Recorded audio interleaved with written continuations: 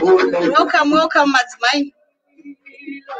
Kona Sam's good out on any Raskana Taureo, any Mascana Chishika. Eh? Shikeo comes town and anyway way.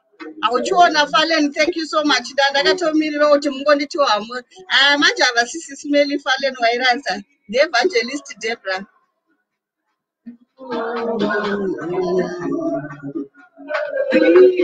Yes, can I shout right here? Sis Maria Murisei, Ruthi Kanjan, Michelle, Lindin Loaf, Kanjan Askana, my Jedrick Jude, Mastamas Wanaskana, Memphis Kanjan. That's I over Maskana, that's what I see Tamba. Yay!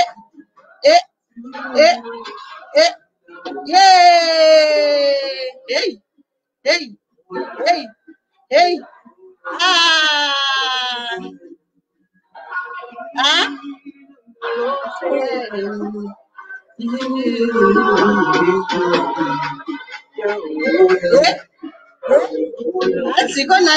Welcome. Hello, Evangelist. Kanjan Askana. Memphis. Right, Memphis, someone. Yes, can Marita, I love you. Yes, and Marita on the Nakati Towns. This is not Patina Chedu. Tangana Panano Manyawiso. Tungo Tangana Wono Zarot, I love you. Gatungo Zarot, I love you. Kanongo Tagamoru, no Papa, what's your land? I love you. Eunice, I love you. You know, Kungo Mona, no, I love you. Ask them Satamina with you love you. Never pass. Unangwaita sondo rese kana 5 months cheidzo apa zvisikufaya apa unaka nambo kudzo I love you pa upenyu hwako zvimwe ndezvekungoti tingodzanawo nhasi asikana inini I love you. Oh Ruthie I love you. Rumbi I love you. Grace I love you. Tetez I love you. Rumbidzai I love you. You know zvakangokoshawo so kungoti tingofarirana tingodanana madzimai. Do you know kuti tikatadza kuwirirana semadzimai? Do you know kuti vamwe vanhu vechirume chevanotopinda pakati pedu vakatitadza kuwirirana? Saka ngatingowirirane tingomoresana. Thank you Tracy uri sei, Eunice uri sei, Maureen uri sei, Yolanda uri sei, iri style ndaunyatsoverenga Chef Stella Chifundo Goodyear akomana Chef Stella ndaribata Chef Stella Chifundo Gideon. Chef Stella simunobika bika here asikana dazombosvikone pamba penyu momsi. Lindi hanzi kuchembera huda kwazvo kutyei istatova nagogo chuma batikana te unongochungoedza unozonzwa makumbo akurwadza kana wapfeka gogo asi unongombodzirova chete. Hanzi naMarita Evangelist Debra Murise I love you Marita, thank you so much. Hello my diaries tadzoka akomana zvinhu zvacho zviri kufaya kani. Do you know kuti ndo entertainment yacho yatovepo yo social media saka zviya zvekutanzini ndakavenga social media handidi uchingoswera uri miserable wakazvivharira unogona kutoita stroke chaiyo ukasangwara. Sometimes you have to loosen yourself. Ngatisazviomesera istereki nechinhu chinonzi upenyu ichi. Do you know kuti kuna munhu anobva watofunga kuti hanzi ndikaenda pasocial media iri corrupt. As long as usiri corrupt mind mako ungacorruptwa nesocial media. You choose what you want to listen to. Even if you listen kuzvinhu zvausingatodi unosefa wega as an adult kuti ichi handidi uchichengeta mupfungwa dzangu but ichi ndochichengeta. And do you know sometimes unotosanganisa nechimwe chinhu unosara watodzidza kuti the people that you least expect. Lorraine, thanks, and love you, Evangelist. I love you too. Vamwana wasingatombofungira kuti vanokudzidzisa something ka unotodzidza kwavari saka munhu usanyanye kubva waita kunge perfect too perfect so kubva wati handisvike pamagrupu epasocial media ndozoonekwa kunge pfambi vanotaura zvisina musoro unotogona kudzidzawo chinhu kuvanhu vasina musoro unofunga kuti havana musoro ivavo saka you know let's loosen up so ngatisazvisunge ngatizvisunungurei ngatizvi Pem kana wokudzidza. Welcome Lorraine, welcome Valentine, Edna, Sibo, thank you. Ngatidedzei vamwe kana asikana kuti kasvika pa 150 apa vedu haiwa asikana musabva madaro. Ingodedzewo vamwe vasiri kumabasa vadozoti zvino zvaita me looking beautiful mama, thank you Feline. Thank you so much. God bless you. Ngatingodedzawo vamwe tingoita tichibatsirana tichionesana nhasi nyaya dzatoda kutaura dzemafamily nemarelationships atikamboti bate. Last time takati pane zvimwe zvimaentanglement zvatozogoda kuti timboona kuti zvinombofamba sei. Zvimwe zvachona tinotozviona zvitanga kuti apa hapana kumira mushe but toignore. Zvimwe zvacho zvinozouya along the way. Saka ngatingoti tidedzei takuda kusvika pakangoita vamwe 10 handa kubva tatotanga zvedu. Sibo, how are you? It's true mama, I love you. Auchiona Sibo, I love you too my dear. Lorraine, I love you. I'm feeling tataura kudhara awari kudedza vamwe well done feeling God bless you hanzi Ganas ko Ganas asi murume here saka I love you varume vakuda kutikanganisira hanzi I love you kwacho asi kana kaisa tatina sungumbodzana sevakadzi varume handinodzwa nevakadzi venyu here makadi munhu waMwari thank you Tafi thank you so much vasikana ngodedze vamwe munhu sakadedza vake 2 tobva takwana manje tobva tatanga Julian hanzi how are you Evangelist uyai mami hanzvile chinokupota uyai mami uchidedzawo vamwe hello mom thank you for the message thank you Charity wekwamoyo thank you so much hey Mwari vanesu funge hanzi Evangelist I've got a question Valentine type a question yako tinzwe kana kuti handisi kuzwa kuti itopic yatoda kutaura here kana topic chitype zvino Valentine ndakaitarisira Sis Melly vari pano welcome muchiona tavaona vari pano Simeli nhasi last time takada vamhoresa vanga vasiporega tichivamhoresa vachiripo ndise vanenge vakuda kuenda business ravo pamukana anga holder fish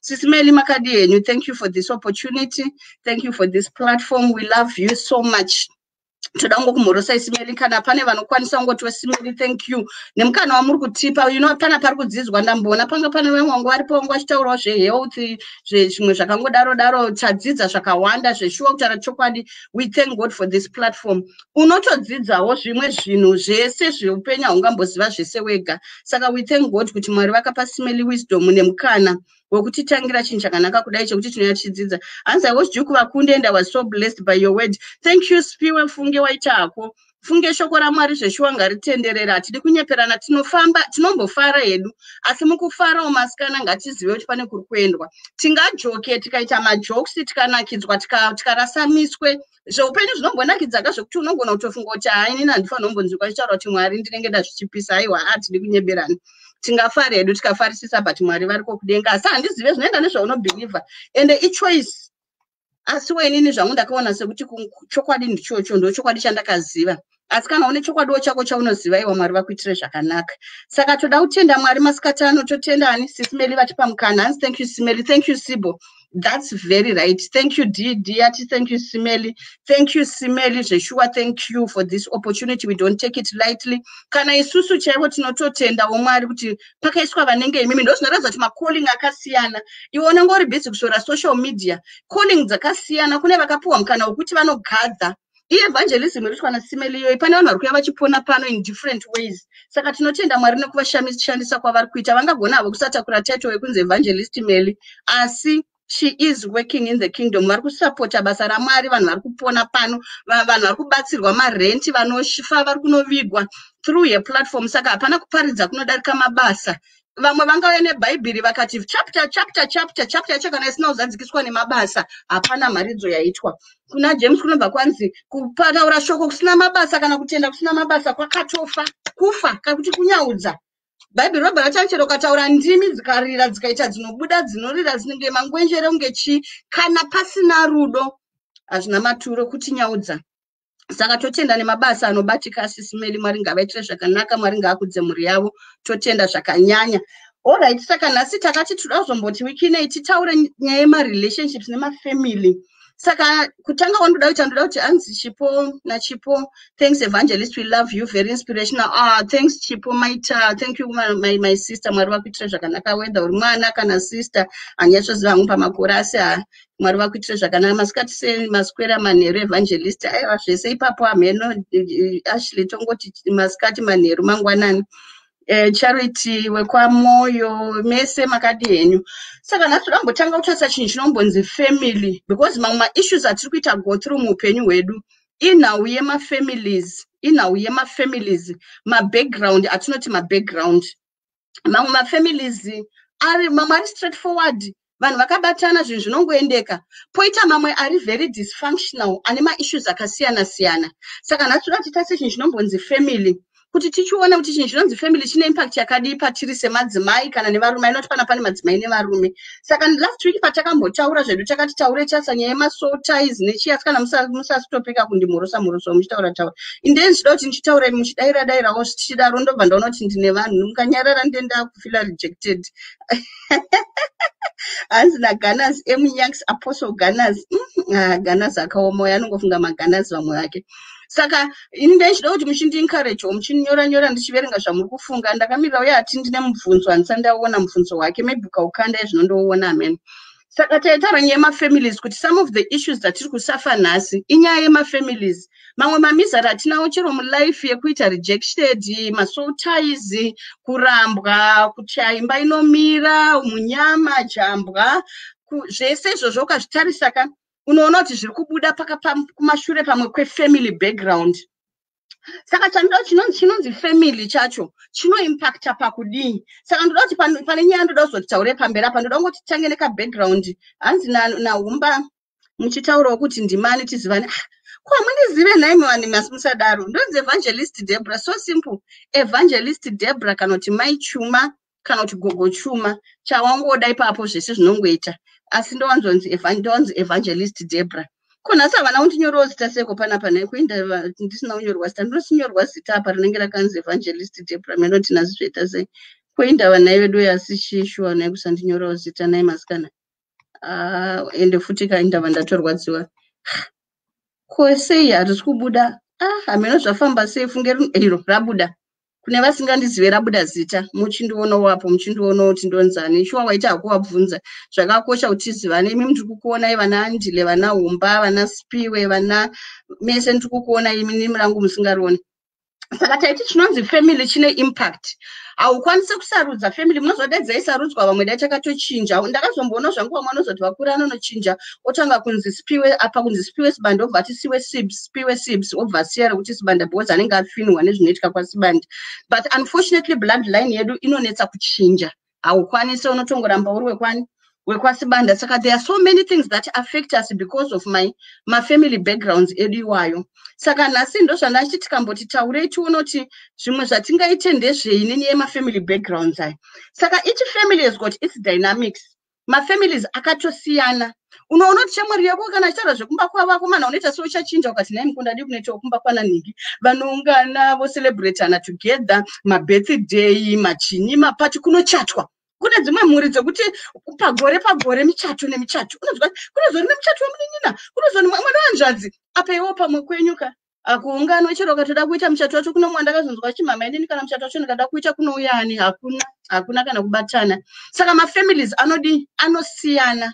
But I want us to nasi ndoda ngoti ndi challenge madiaries kuti by the end of this whole discussion nasi ndoda kuti uite aim at being the first one ubreak and ndoda kuti utarise zviri mufamily menu zvoda kubreakwa woita the first person anozviti inini izvi ndoda kuzvibreaka. Why? Because pane macycles ema-issues anoramba achiteera nenyaya yekuti vanhu vazhinji chawadzidza ndo chaunongoitawo. But pane zvimwe zvaakuda kuti isusu generation yedu tapindawo muna nadiaspora tasangana taona zvakawanda tadzidza zvimwe takufanira kuchizvichinja. Saka patiri kutaura pa munhu unotonhonga kuti family kwedu ichi ndoda kuchichinjawo. Saka ndotaura nyaya yekuti mafamily dynamics akasiyana. Kune vamwe vanotori neWhatsApp group refamily unotoona panana baba panana sekuru vana baba vacho vese tomboti vekwamoyo kunenge kunana baba vekwamoyo mwene imba yake nemukadzi wake nevana vavo. Vana moyo iva vanenge vari 6 imba mavo varume vese vanenge vane vana vavo nevakadzi vavo. Ipapo muri big family makadaro nemacousins muchifuma muchizana mamuka sei muri kudini ndiri kuuya kuZimbabwe muri kuda chii uya necooking oil umwe achiti ndiri kubva kuDubai akumana juzi rangu riri kuita sei kweri zvinhu zvangu zvakanyatsomirira mushenda apa ndiri kuzviona pa akomana ndakagarira hembe yachona saka yaswedera side don't worry about it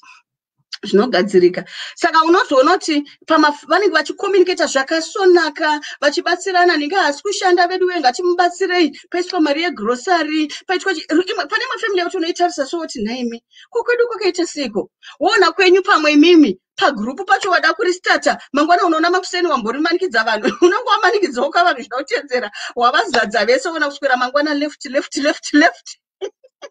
ngati mboseka yasikana iwe unoita rudo woona vese left makuseni unonge usenoona pagrupu pacho wasara wega kunoita sekuti vanhu tibatane zvinenge zvichiramba. Saka madynamics ese iwayo anekonzerwa nezvinhu zvakasiyana. Poita pamwe pekuti imwe family unoona vane mari vanongosarudzana vega unoona kana holiday kunzi December woona vaiva nemotikari dzavo tiri kuenda kuZimbabwe iwe pamwe uri muJubek chaimo nemwe cousin mwana wabamunini kana wasekuru kana ari padhuze weiwa hauna mota handiti muri kuenda kuZimbabwe sekuru saka motoendawo neni unzi ndozokudza Munoenda musi 11 December. Wozoti uchifona kuna na 6 December. Kosekuru nyaya.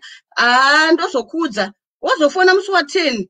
Apa mwamangwana. Wozwanzi vakatoenda. Wakatokusiya. Apa worugwadziwa mwana wamba mukuru vangu chaiye anotadza kunditakura kundipa lift. Apaka hapana kana connection. Masene muchete akafanana amuna kana any other connection yekuti nyango kanzi warwara angachita sacrifice yekuya uzokuona. Anenge ari madynamics wechi family akadaro iwayo, and it's so painful because unonyatsoona kuti umwe uri muJubek washaiwa basa kana wapinda muJubek wasvika muJubek kana kuti muLondon unotori nemwana wabamukuru vako uchitotemba kuti ndikasvika kuLondon nini ndiri kutonosvika kugara mumba kwatete vangu. Unoti wasvika paya wabata foni unonzwa kuti asora ako apa ndogara apa itele ndondo wangu hadi ugushoti mwana wabamukuru vangu chaiwo tinavo vakasvika muno muLondon zveshuwa vakasvika vachitemba vachiti tine hama dzedu vana nhengi unosvika bondera unofona uchafona udairwe zvinoitika stereki ifamily ese madynamics efamily. Saka chinonzi family unity chacho chii? Family unity yakubva kumudzi wanambuya nanambuya imwe yacho hatichagona kuigadzira nekuti vanambuya kana vakatadza kuisa unity iyoyo iri kuita triku kunesu nevana vedu nechii. Saka pamwe pacho paakunetsa pozoita mamwe family ekuti madynamics enyuka anogovernwa nezvamunobhilivha in. Mazuva ano kune nyaya yekuti vanonamata nevekun'anga handiti unotonzwa zvichinzi vana bamulini nhengi nabamukuru nhengi ndeven'anga hatiwirirane navo, bamukuru nhengi nabamukuru nhengi ndevekunamata hatiwirirane navo. Saka unoona kuti imimi vana chero mukada kuwirirana, iwe ukada kuwirirana nemwana wabamukuru Peter, bamukuru Peter vari vekun'anga imi muri vekuchechi, unotonzwa pamwama yako wacho kuti iwe kwakuda kuenda kwana bamukuru Peter uchiendaenda mheno zvako uchanoroyiwa handimukona.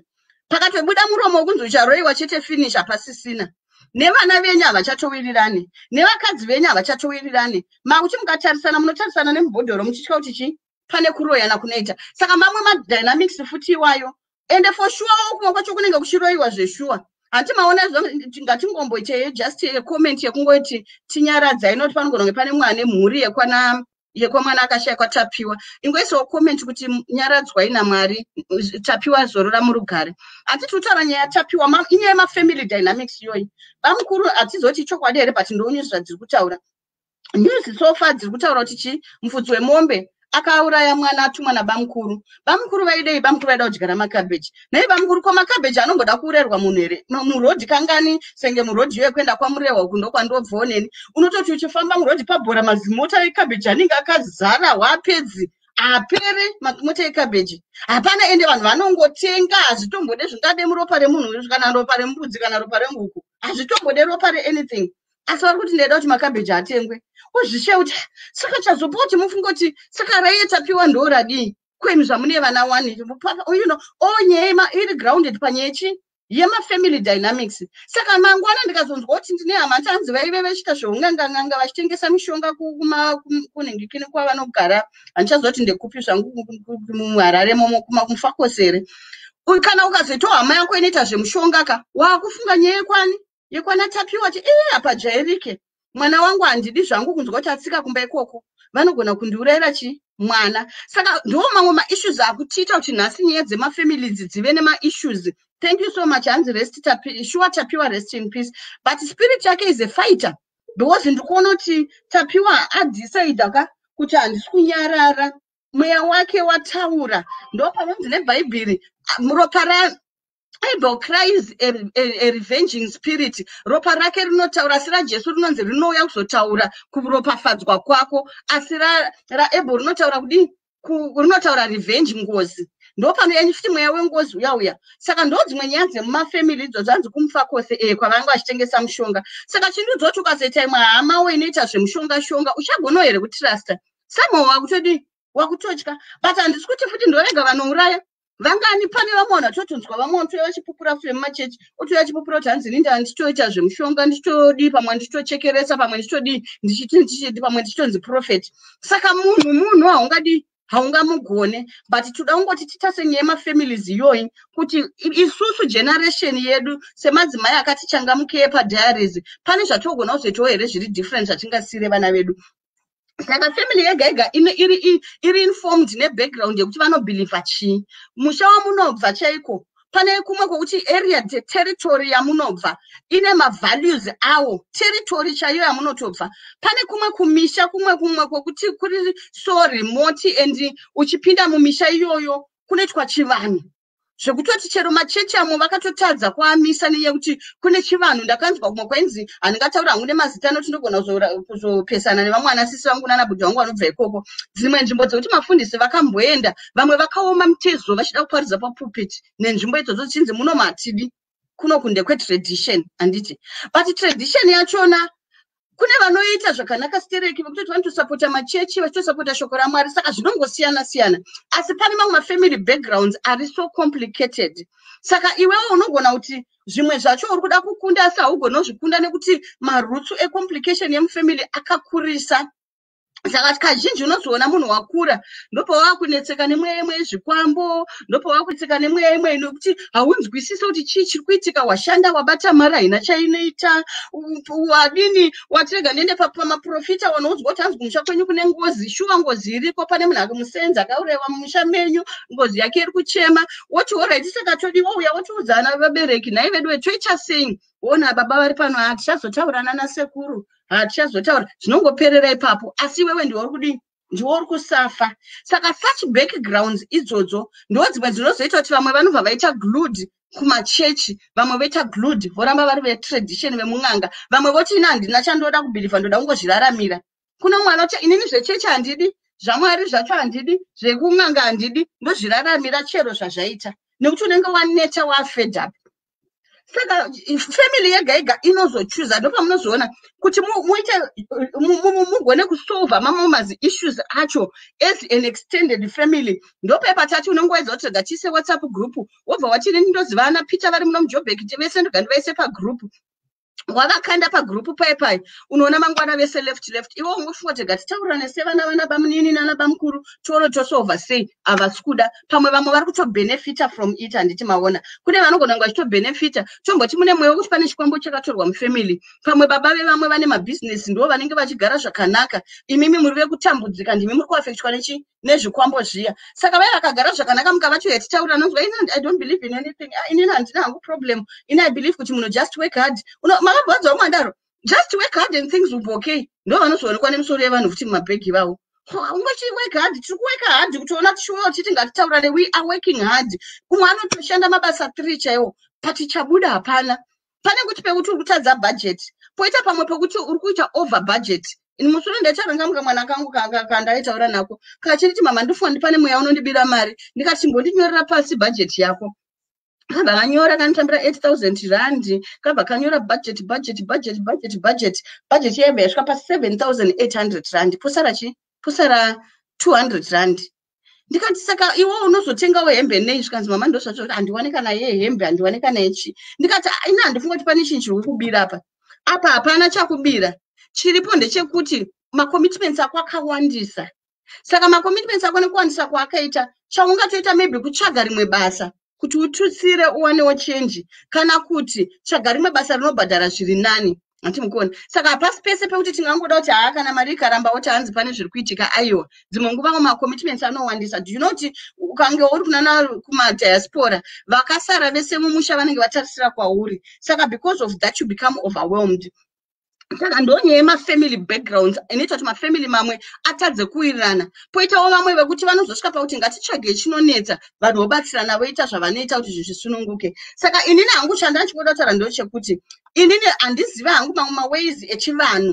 anogona kuvekwe mamwe anosolva maissues but I found kuti echivanhu mamwe acho unenge wanzwa nekumbeya waburitsa mari kumwe wanogezwa neropa kumwe wanogezwa nemuswe kumwe wanorara panze usina kupfeka kumwe zvakawanda zvimwe zvaunogona ita go through I know kuti panapa takatowanda takabva neko vanhu tese takambotambudzika nenyaya dzemafamily backgrounds kuti munhu wakapinda pamwe panhu pekuti waiti mangwana ndofuma ndiri mupenyu here murara murima uchimakendura achibatidzwa pachiitika mamwe matheatrics ekuti waishawo zviri kufamba sei asi yaive nyaya yekutsvaga rubatsiro but ndopataitaura manje paya last week kuti in all that sometimes kana ukasawana rombo rakanaka unogona kunoitwa entangled muzvimwe zvinhu zviri spiritual zvinozokunetsa mangwana vazhinji vanopindawo mudzimwe nyika osvika osvikotenga ruva rake rinonzi ichamure good luck wadzokera kumba kwako wanorisapo ruva riya rakutanga kunzi rinoda mukaka rakutanga kutaura rakutanga kuchinja rakuita nyoka vana vakufa every month so you find yourself in so many traps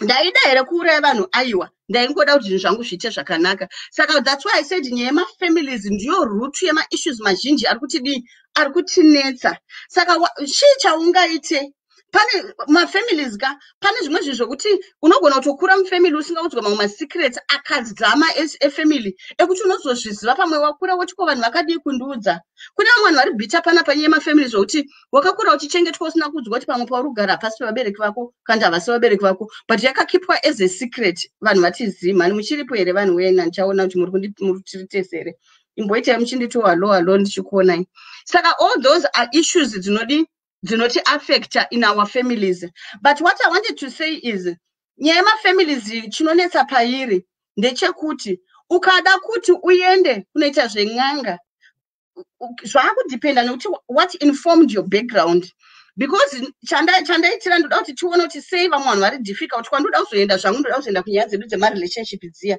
sei vamwe vanhu vari so difficult to reason sei unogona kuti munhu uyu murume uyu sei akauma musoro zvekuti hapenetreteke saka chiri kuitika ndechekuti he was informed nezvinhu zvakasiyana nezvakakuita inform kufamily kwenyu vamwe vanokura mafamily mune mabeliefs ekuti anokura achinzi iwe ndiwe baba hauudzwe chinhu chekuita nemukadzi hauite mukadzi mumwe chete haudini saka ndozvamubuilda 40 years kana 20 years dzese dzawazosangana naye ane 30 years akabuildwa achiudzwa mashoko iwayo kunzi uri baba ndiwe unotanga kudya mukadzi anofanira kumuka usiku anofanira kukugeza anofanira kukudi saka ari munhu yeka atokura ane zvamubuilda kuti asvike paari achinzi Peter ane zvakamuinforma kuti ndinzi ndiri baba pamusha ndezvizvi Peter akakura pamwe achienda kun'anga pagore vachitabira vachidini iwe hausi kuzviziva iwe wakakura muchiita praise and worship muchinamata muchidi wazosangana naPeter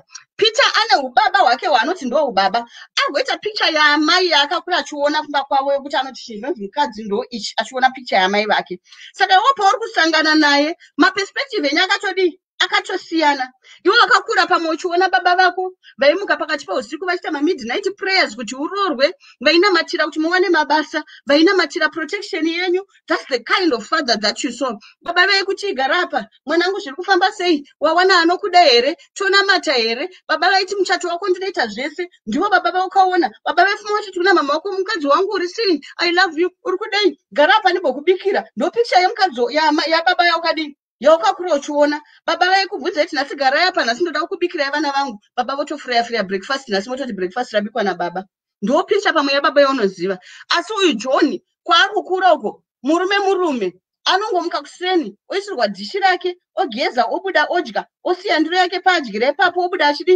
achitoenda kana adzoka anoda kuwana wabika zvokuti mari yekudya asiya here hazvina basa kana asina kusiya mari basa rakwewo mukadzi rekutsvaga kuti pane mari ndo picture yaJohn wemukadziyo saka mazochisangana manje makuda kuita imba yenyu mamurelationship ndo pananga nchida kusvika ipapo kuti nditange nyaya yangu saka last time takataura nyaya yekuti entanglements netype dzevarume vanhu vachipopota kuti rimwe zimurume rinodai vamwewo varume vachiti vakadzi vanodai pane vaitepo varume vachiti mungodaro zvenyu vakadziwo vanodai chazoita kuti marelationships edu amazuva ano anetse chinhu first of all kuri kubviwa ndo kune nyaya kwaari kubva iye zvii zvaakadzidza zvii zvaakasangana nazvo marole models ake variita sei inini ndine vamwe vanhu vekutika unonzwa achiti inini baba vangu chaiva vanambokura vachidaro baba vangu inini vairoora vakadzi pavanodira anenge akakurawo pabarika achiona baba varoora umwe after 3 years vauya nemumwe ana amai vachingopururudzwa kuti muningi auya votofuma vakabata utona vanenge vane migomo yavo vakadzi vababa vari 4 vachifamba vachiseka vachiita nyaya vachitodzoka vari 4 vachitowirirana manheronzi nhasi vari kuwani vari kwamai guru pobikwa sadza roendeswa kwamai guru onzi baba nhasi vari kurara kwamai guru ndo zvakakura murume wako pamwe wawasangana naye achiona handiti iwewo wazoti wasvika manje nenzara dzako dzawagadzirwa muDurban nemuPretoria nekuLondon waoneka nekabvudzi kako kanenge kangu kakaremberaka woti I want to be the only one anokuzwa kuti ndogona anokuzwa kuti yes ipapo after 2 years wozokupandukira manje after 2 years apa mune machipera basa manje kam zvese zvezvetunzara zvipamwe zve zvachiperawo haikuona masimba dumbu rako koko manje mwana ari kuyamwa kana kuti mane 2 ozokudza kuti ashamwari izvo zvazvibude ini ndakura ndichiona kuti baba vangu veve nevakadzi 4 paingofarwa pamusha pedu iwo apa wakuti ina handizvi matotanga kudi kwakutonetsana uko iye asi wrong ndozvaakakura achidi achiona kwavari murume aitoonekwa nekunzi ane vakadzi vangani ndo background yake iwo wakakura uchiona baba wako waibikira mama wako vachiti my one and only wife, I thank God for my wife, he who finds a wife finds a good thing. Kwauri wakakura uchiona baba vaiombera vakatarisa mai kuti mwari kazvinhu zvese zvamakandipa paupenyu chinhu zvinonzi mukadzi ndo chamakandigonera saka iwo wapinda nekastep kenyasha uchiti inini here vakadzi tinokosha mai vangu inini madirwa vanchiko ndo madirwa ndichaitwa unongodiwa kudaro 1 month rechi2 makutanga kuzwa kuti aiwa muna ukosha panogona kutoya mumwe saka ndo mamwe madynamics ari kuaffecta marelationships edu adi anhasi saka nhasi uno iwo wakunetseka wakugona kutofunga kuti pamwe mweya wetsvina aiwa haisi mweya yetsvina mafamily background issues nemadynamics ari different akuita surface or resurface at a later stage vakuru vaiti hanzi rinonyenga rinodi rinohwarara rinozosimudza musoro radi rawana richinyenga kudai munototi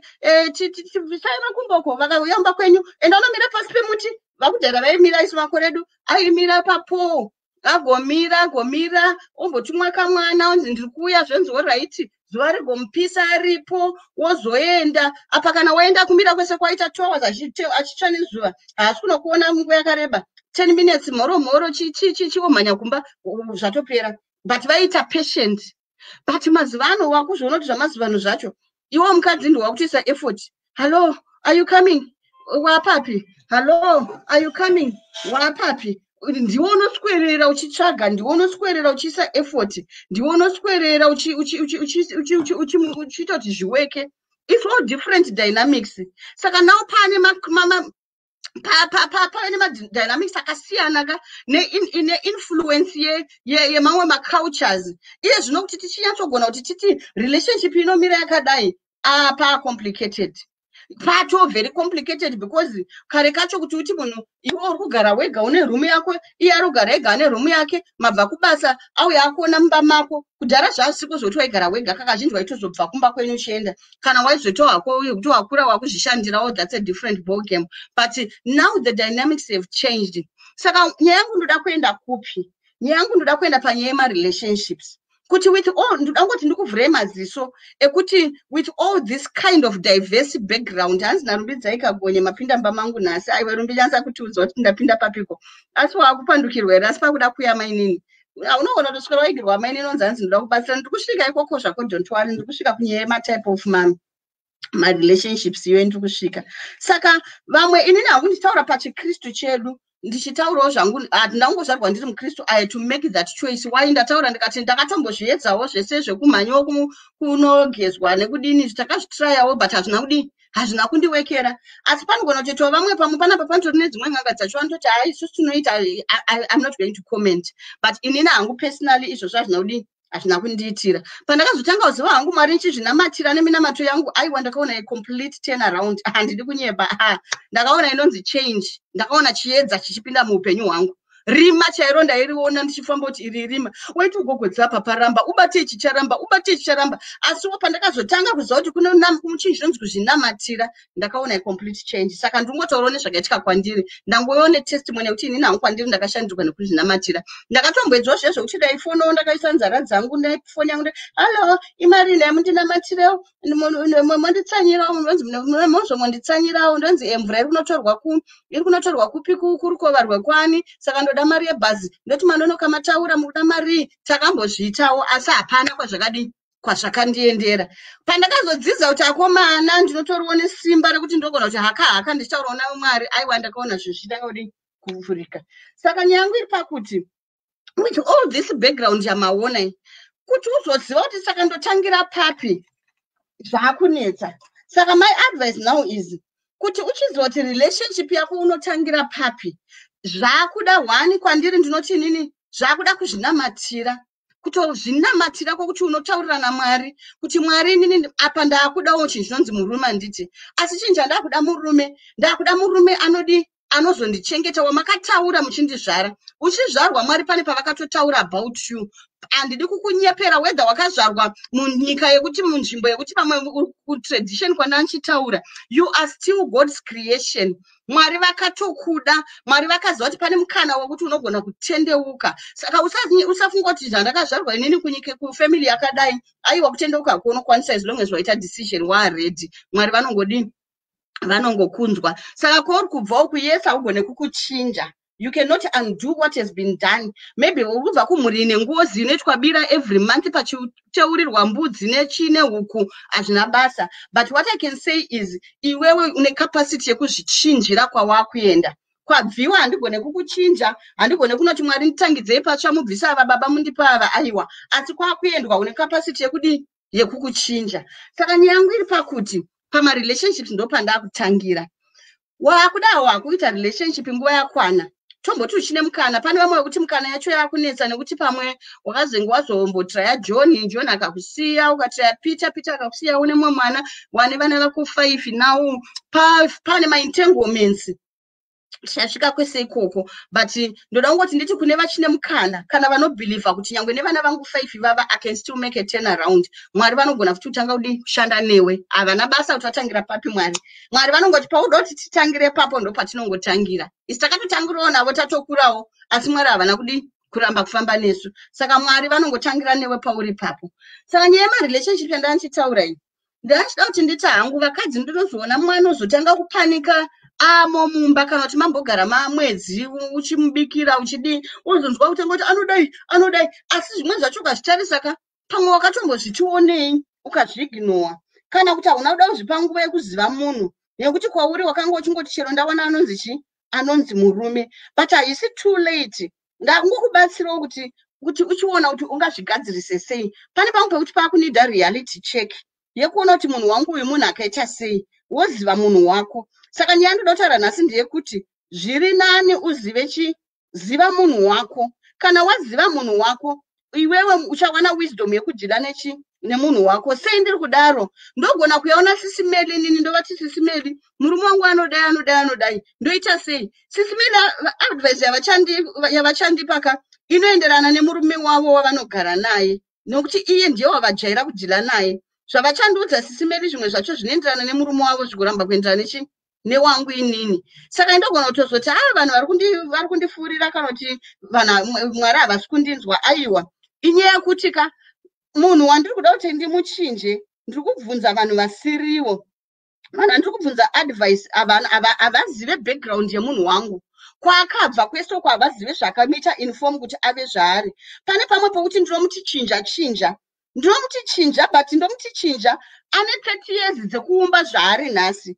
Ini ndozoda kumutichinja 2 years dzandagara naye. Panogona kuti remei pooma. Kana paoma ndogona kutovenga kana vamwe vanhu vasina mhosva. Mhosva izvaakadzidza kuti ave zvaari nhasi, chii chakambomuumba. Saka paakuda kuti iwewo munhu uchidzidza mumwe wako umuzive. Saka nhasi ndoda kungotaura zvangu nyaya yevanhu atinoti ma-abusers, ma-types of abusers, kana kuti ma-types of varume and the way they operate. Kana kuti vakadzi, kune vamwe vakadzi futi vanodi ma-abusers, but ma-types anosiyana. Umwe anenge asingatoziva kuti ari kuita abusive. Saka chandoda kutaura nhasi ndechekuti pamunhu pakudanana, zvipe nguva yekustadha nekuziva mumwe wako. Zvipe nguva yekuziva mumwe wako, zivawo kwaakabva, ziva kwaari kuenda, ziva zvaanobhelieva in. Haikone kungozotiwo chawakungodai kupfeka gauni wozongoti chero angouya chindokupfekedza gauni wongoti it's okay. I know kuti sometimes zveshuwa nguva inenge yaenda apawo pamuwane makore kana matatu hapana ambonyatsokuuya achitishi amanyarara manasi. Kana muchiripo here vanhu weya ndangotaura ndega, ina ndinotaura ndega, ini tapota muchinditaudza. Uchiona Salina hands abusive many women types, very good eka. Muchitaurawo manje mukabva matiziya umana kuti ndiri papupiti, ndisiri papupiti, handisi papupiti, nhasi tiri kutaurirana. Imbondimhorosai futi mani. Ndakutangidza ndimhoresei. Kandodawo kudiwa naye asikana, ngatimbopanana malove word. Mukabva mangoramba matiziya kunge muchechi uchimufundisa ari kuparidza aiwa asikana, tiri kutaurirana. Imbondimhorosaiwo futi. Yeah, ansina Selena, give yourself time kuzomwako. Yes, Selena, never controlling and nagging miracle. I'm sure Natakudzisana Kawongu Tiripo Tendai. Kona vatanze yes mama tiripo ndozo amshona takutaurirana zvinowana mukangoti ndenda kungoti mama asi marara here kana kuti asinda kuboa plus kaindoda kuti muchimbondiparidzirawo ndichitaurawo muchindiparidzirawo tichiparidzirana fungai ndizvozvo vanhu 150 chakuti vese ndiri kuona vamwe vamene vamwe vari kuseri vari kuona kumwe ndizvozvo hauchiona kuti mune muchitaurawo kandokuti ndifile kuti ndine vanhu kwete kuti ndichingotaura ndega munobva mandirwadzisa mwoyo wangu. Saka ndaitaura nyaya yekuti vanhu vedu ava vatinenge tazowana nemiwo iwo wachonawo because chandinoda kuti ndingoburitsa pachena ndechekuti maattitude nemacharacter edu anoumbwa nekwatakabva asi tinokwanisa futi kuachinja along the way tozvitendera kuti tidzidze zvinyowani pakufamba kwatiri kudini kwatiri kuita. Be open minded. Rega ubvongo imwe kuti inini ndakaziva zvakati ndizvozvo hauna kana mukana wekuziva imwe information unopfurwa futi nezvakadi nezvakawanda. Nyaya ndaitaura ndeyekuti pakudanana kwenyu nemunhu kune vachine mukana kana kuti vari mudzimba kuti uzive munhu wako zvimwe zvinhu zvaungaone zvingakubatsira kuti uone kuti munhu uyo handizoti background kana kuti ichoice asi ane kamwe kakuabuse so kaanako because ndoona vamwanuka every day uri kushokekana nemurume wako nasazondidai nezuro akazondidai aiwa chiri kudiwa ndechekuti wamustada here ukaziva kuti ndakagara nemunhu akaita sei.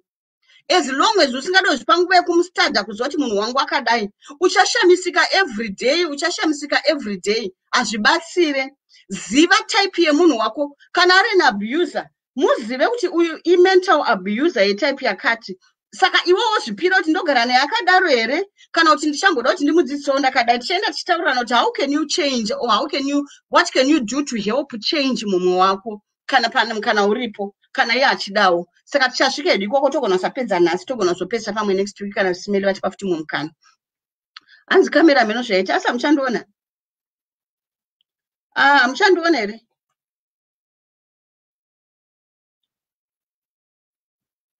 ko kamera yaita seiko nai zvaanani here zvaasei nai asikana ndudzei ndibatsirei kana asikana zvaasei zvekamera zviya hanzi kamera inenge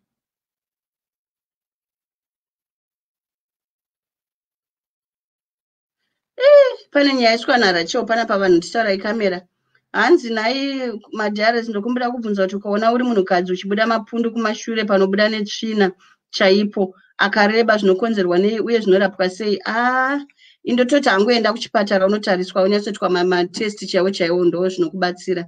Usanyanye kungoti vanhu vanokudza because marasha akasiyana siyana maronda akasiyana siyana mainfections akasiyana siyana saka enda ako unodi unotariswa. Saka mati yasei kamera haichazi clear kuita seko asi muri kundinzwa here voice rega ndimboedza kupukuta meno tikaita sei zvino hatisi tinozokanganisa zvakawanda tikada kuedza kuipukuta.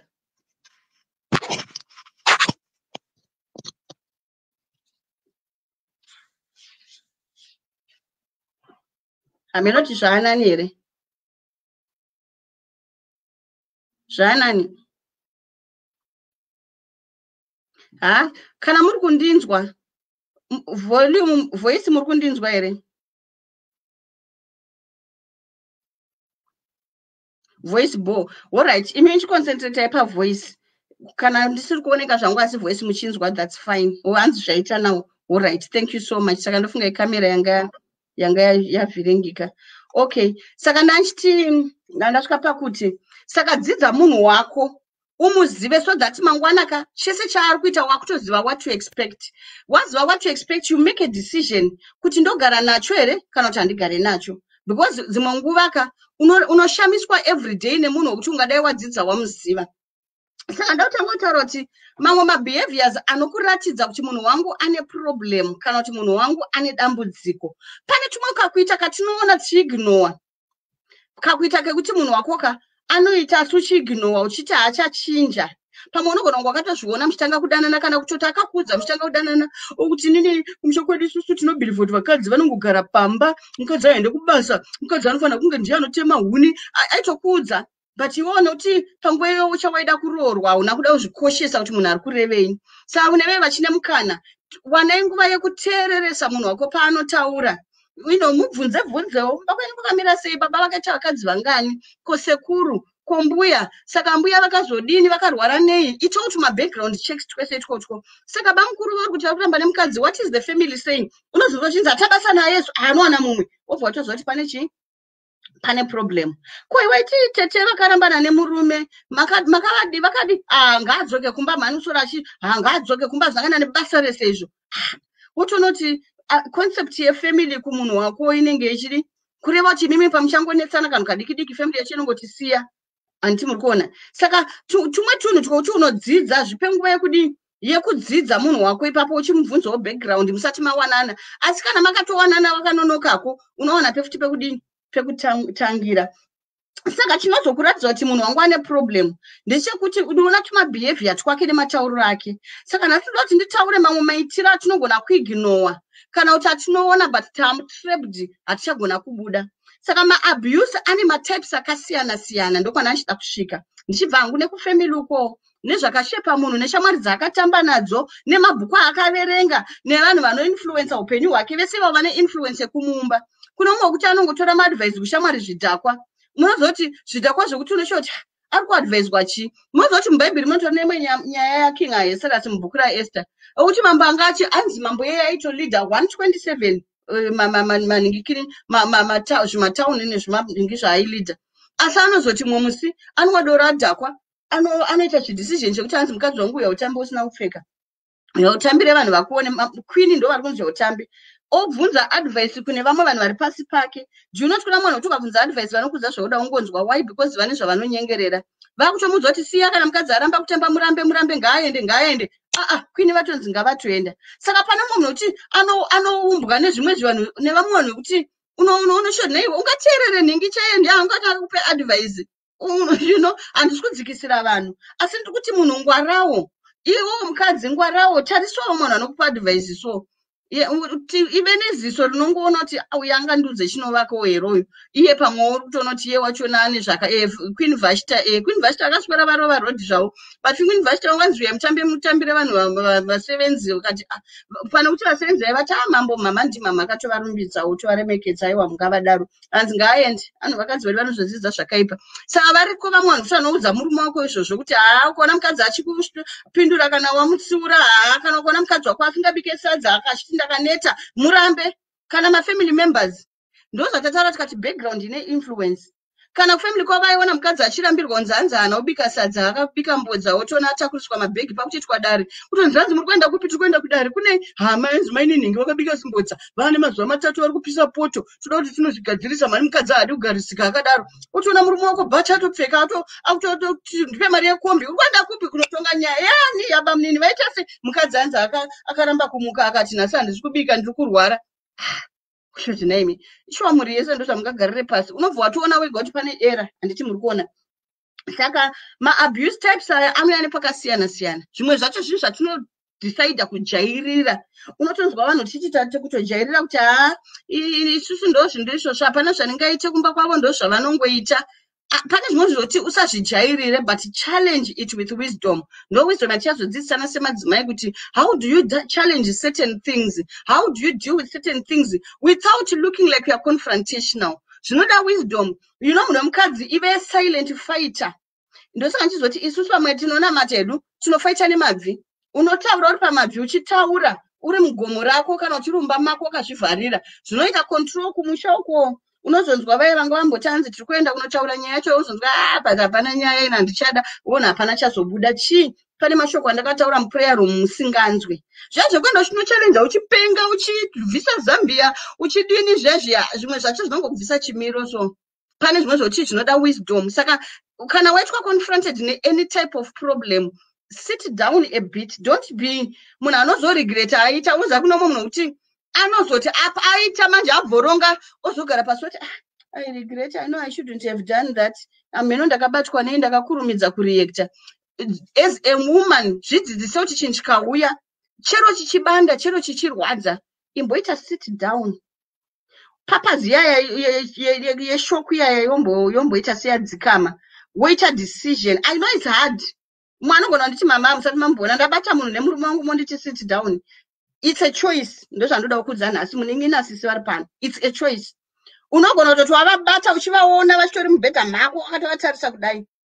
If you choose kuti ndodamboita sit down unogona kuzviita. Asi ukachuza kutora banga uchibva watobaya unogona kuti udi kuzviita. But zvimwe zvacho zvinozoita ma-repercussions. Saka munhu wese une capacity unayo kana uchida yekuti pakauya chakushoka unomboita compose yourself for a few minutes wozoresponda. That capacity is there. All you need is to train yourself kuti ndozvandoda kuita. Amen. Saka ndati saka pama abusers eda varume vedu kana kuti vakadzi vedu isusu vakadzi vamwe vacho tiri ma-abuser. Ini chandichangoita ndichangodescribe kuti ichi i-abuse ichi hachizi ichi i-abuse. Iwewe semukadzi hatidi kunyeperana tinomboitawo ma-abuser dzimwe nguva. Pana mumwe mukadzi wokuti asikana tinadzo hanzvadzi dzedu handiti unoona anenge ane murume mwana watachara kuti pamwe makakura kumba kuye kwairemekedzwa mukadzi hanzvadzi yako ndeuya anoti handidi kunyaya mukadzi wangu kunyange mukatoda muchero mukadzi wako anobati ina handidi kunyaya mukadzi wangu anoda mukadzi wake zvokuti anoteerera mukadzi wake pei inosiyiwa kuna mama unongochatoti dai hanzvadzi dzairora ndairorwa hangu nehanzvadzi yangu anenge ari so good anonouya nemumwe marujata. My God, anotaka yapamba penya nokushaudai mese kana muri vakamborambwawo ndoseka makarambuka musha wese anenge ari abuse asari mukadzi. Saka zvinoitika, it can be a female or a male, tese tine capacity. Ma tendencies ekuabuse tese tinawo. Kana ndiri kuti abuse ndodaidza kutaura kuti tese tinokwanisa kuve ma-perpetrators e-conflict. Tese tinokwanisa kukonzeresa, tese tinokwanisa kurwadzisa. Ndozvandoda kutaura kuti kazhinji tinoona kurwadziswa kwedu but iwe unogona kuchitorwadzisawo asi usingaone. Saka ini ndoda kuti tese tidzidze ndisavewo an abuser uye ndiitewo open eyes kuona pandakuabuswa. Saka both genders can be abusive. Thank you Selina Rucha achicommunicata neni, Roslina communicator, thank you Michelle communicator, Rutendo ameno zvanyora kaparagraph and you can do everything as a woman who's received every single advice but not gonna share basa because the man is not teaching and it's all gonna background yanda anchitaura. Saka pakuchida wisdom manje kuti kana murume asinawo that kind of teaching pane zvaunogona kuita mukadziwo, but I think tichasvipesa next week. I will also share my advice where ndofunga kuti pane magadziriro aunogona kuzviita without showing him kuti ndiwe wazvileader. Unogona kugadzirisa zvinhu ka uri kumashure kwe achifunga kuti ndiye ari kutonga asi uri kutonga uri kumashure. Pakuda wisdom manje yekuzoti ungazviite sei. Saka chandoda kutanga nacho inyaya yatinoti mental or psychological. Pane mumwe munhu wokuti iwewe mukadzi kana ye murume unogona kuve kana munhu ane emptiness. Pane vamwe vanhu ane emptiness yekuti haana kukura achidiwa, haana kukura achipuwa rudo. Saka because of that haatogone kupawo rudo. Kuti ugone kupa rudo ndonge wonarwo. Handigona kupa chandisina. Saka munhu iye asina kuwana rudo pakukura kwake kana kuti akakura ari so ambitious akatadza kusvika paaida ane yaanoita ega manje yekuti anocreata ega self satisfaction yake. Saka pakucreata self satisfaction yake paipai ane tumabehavior twaanozviudza kuti ndikabehave ndakadai ndaonekwa ndokuti ndiite impact. Poita vamwe vanhu vekuti haana that moza pana munhu ndakasvika munomuombera mese munongomurespecta. Iye pamwe anoleka that because anoleka that anoita enforce. Saka pakuita enforce paya anotsvaga maways ekuti umupe zvaari kuda, umupe attention iyoyo by force by ginya, if I may say. Inenge by force by ginya. Saka unaiona sei emotional kana enengikini kana psychological emotional kana psychological ndo paya pekuti munhu anosvika pauri kana achitaura newe anotaura newe achida kukudzikisira. Chese chaari kuda kutaura ada kukudzikisira kuti iweweka upkanyike self confidence yako neesteem yako uzviona kunge chinhu chisina basa. Pane umwe kuti emotional yake anochuza kukudza kana kutaura nezvekufamily kwenyu kuti kumusha kwenyu kwakazodai hey ayaya wakati chalaka kuti wakauya kwedu amachuma welcome muri teteka imimi Mwana machuma tinokumhorosai. Saka you know kudzikisirwa kuudzwa mawedze kunzi you are useless, you are worthless. Umwacho kuzoti he wakati tada kuti ndakakuroora hapana imbozokuroora iwewe. You know all those things are things that are meant kukupwanya. Saka type of abuse iyoyo anzina Selina, people who were rejected or did not achieve zvaida vane a certain behavior yokuti vagutsikane anozvipa self comfort yaanocreata ega. Saka the only way ndeyekuti akakudaroka anobva aona wachinja face yadonha handiti iye ipapo obva afira kuti aachiever aine control. Saka kazhinji zvinoitwa nemunhu asingagone kubuilda respect. You know, respect is it's end handiti aagone kuena respect nekuita zvimwe zvinhu haana wisdom yacho yekuti aene respect kana iye wacho haana urongwa hwekuti akasvika anonotisika. Saka anocreata kaempire kake mumba kana kuti murelationship iyoyo ndiwe kaempire kake kaari kukwanisa kutonga. Saka zvimwe zviri psychological paari iye but zvinozo impacta on you. Saka belittling ndizvo my Jaden anokuita belittle. Umwe anogona kuti madyiro aunoita kana kuti body yako so that in the end unopesa kuti saka ndozviuraya here, ndonoudza Mwari kuti ndigadzirei patsva here. Umwe akati complexion, umwe akati chi. Saka it's all sorts. All that is meant to put you down. Kana waita put down iye on top wako dependa naye. Chaari kutsvaga pakukuudza kuti chi wotonditenda kuti ndinewe otherwise ungadai usina munhu. Ndo emotional abuse imwe inorwadza iyo inodarika munhu anorova. Saka ndandikutaura kuti relationship yenyu pamwe pakutanga unogona kunge wakamunzwa achiti ndakarambana naJane ranga rakarebesa, ndakarambana naChido anga akazodai. Language yake unogona kunge wakatoiona mazuva ekutanga asi wakazviignore, but munotonga kuti maita 1 year wakuona zvinhu zvezviya zvaaitaura achidzikisira vamwe vanhu vakasiyana navo wakuzviona zvakubata pauri. Kana kuti emotional abuse yacho inenge iri yekuti anenge achiti akaona kuti hausi kumupa attention, pane kuti iye aweke kukupa attention anobva atanga kudanana kana neshamwari yako kana kufleta kana nemunin'ina wako kana kufleta nemunhu waimbodanana naye osiya evidence pachena kuti uzvione. Apa chaari kuitira zvese zvika kuda kukushungurudza kuti upifile kuti wamucompetition wotanga kumhanya uchiita zviya zvaanga achikuchiita achikushandisa achidii. Iweiye vanhu kazhinji kuona munhu anokuita emotional abuse iye ane a lot of emotional insecurity. Isaini ye-emotional insecurity. Vamwe ndo vanoramwa ukataura chasikade kunzwa zvonzikana zvakadaro saka handichada naiwe kutatedza ungogadzirisana here nyaya ndingotaura kuti madyiro kuita mari uchimwa kudoro saka unofanira kunyarara. Ukada kuti ungokomenta obva ati saka ndakwenda kuna Mary ive nani handisi kuona wakukompewa so that you are silenced. Saka imwe type ye-abuse iyoyo ye-emotional. Then poita imwe ye-physical ndo iri popular. Ndo yatinoziva kazhinji kunzi murume wacho haaita anorova. Kazhinji tiri kutarisa kurova chete, but pane zvimwe zvakawanda zvisiri kurova zvatiri kutaura zveemotional zvinorwadza. Notoona munhu achizvisungirira kuzviuraya chaiko. Akazviuraya funge murume yake aishusha. Kuchibhoyi ndo patinobva tati aishusha, kushusha. Munhu uyo anoshusha kuti chero nyama ikabikwa chaiyo anouya achinongedza mupoto kuti gumbo raenda kupi, komutsipa waenda kupi. Anti muri kuona kwakushusha kamwe kekuti unoshozoti nai vedu position yangu ini ndeipi yake ndeipi. Ndiye anokontrola hembe dzinotengwa dzevana, ndiye anokontrola zvese zvamunoita. Ukada kungoti ungotaura kuti unoratidza kuti wataura chete zvatonetsa, wakutokudzwa zvese nezvokumba kwenyu. Kana mai vako vakambenge vabatwa vari muroyi zvese anobva achitaura kuti munhu saka una mai vakabatwa kuvillage, baba vako vanozikamwa nekuti chidhakwa chemurokesheni, zvinongoita kuti zvikudzikise. Saka ndo imwe emotional abuse iyoyo. Saka iwewo mukadzi futi you can also be emotionally abusive. Apa tutaza chiti iwewo zviongorore paripo zveshuwa pekuti vakadzi tinomboita futi emotionally abusive. Tinotaura tete ningi hanzvadzi dzako dzakazodai chinyi tinombozviitawo, but kuzvitaura kwandiri kuita ndoda kuti iwewo uzvionere kuti iwewo uri papi. Then physical yatanchitaura iyi ndo yekuti munhu anorova, kutorova, kutema nendiro, kusikijira nebanga, kukika, chero changonhonga chero bhandi. Ndakatozomboona umwe anotochengeta bhandi chairo. Kuchengeta bhandi hanzi ndere kudisciplina mukadzi mukuru chokwadi kuchengeterwa bhandi. Imbotsaurayo chimbokomentawo something ndimbomedza mate.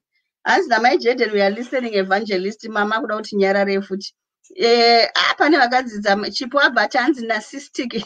Chipo yazotuzotunoita nezveikwewo hanzi narcissistic behavior. Akomana vanhu vakadzidza hanzi naSelina pachi-Hitler. Vanhu vakadzidza history.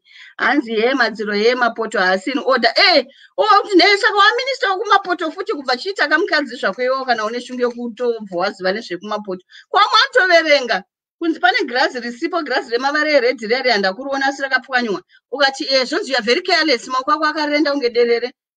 Nhai vedu aumanaka. Hanzi ameno memo chemo sister Debra zviri kutoitika wena Abraham ndibaba kava asi muri kutongwa here kana ndimuri kutonga tiuzei kuti muri papi. Abraham handisi kuzoti Abraham ari kuti ndofunga ndikuda ndiye anenge anoverenga mapoto. Abraham asi unoverenga mapoto here. As Selina, women can also be yes, isusu vakadzi tinotomboaita matraits iwayo. Pane munhu wese tinotombozviita. Pane pekuti ukatsama you become an abuser unknowingly. Unogona kuti ukatsama unoenderera kutaura kusvika pakutaura zvinhu zvawanga usingafaniri kutaura nenyaya yekuti warwadziwa. But in this process unotaura futi mamwe mazwi kuti munhu anosara akaabata. I know vamwe vanhu vanozoti kana vatsama emotionally vakadzi anotaura nezvemurume kutosvika pakumuudza kuti chakati chakazodai chidiki chakazodii takadzona last week vamwe vachinyora paipai. Saka izvozvo futi it's a type of emotional abuse yekuti iwe uri kuabusawo but usingazive kana kuti usingade. Poita hanzi china Juliet hanzi apo pebhandi pebhandi pakaoma asi varipo vanochengetwa mabhandi kurova netambo dzemagetsi.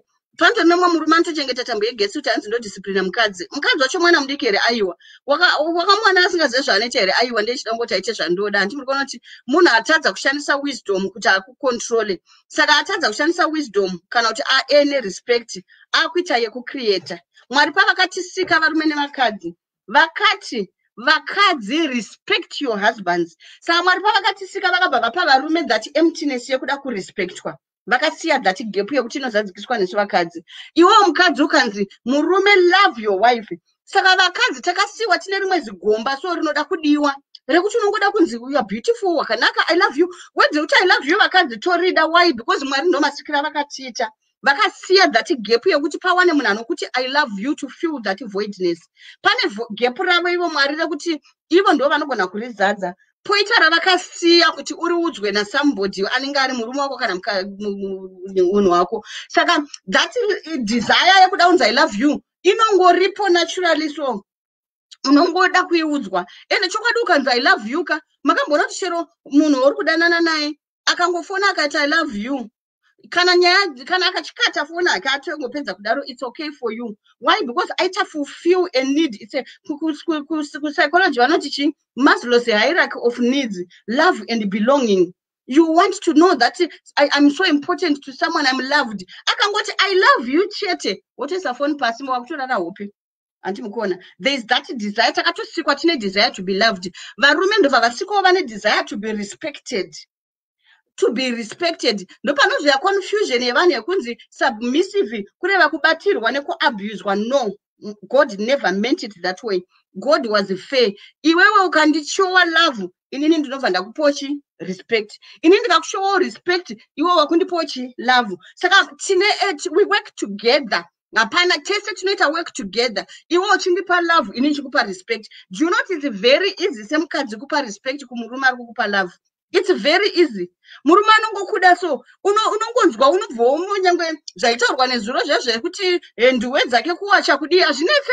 Unonga uchizvitsvaga uchizvinongeredza chero asiya pasi mutoilet unononhonga uchiwacha wakafara uchiimba Mwari mandigonera mandigonera Mwari mandigonera unoita simba.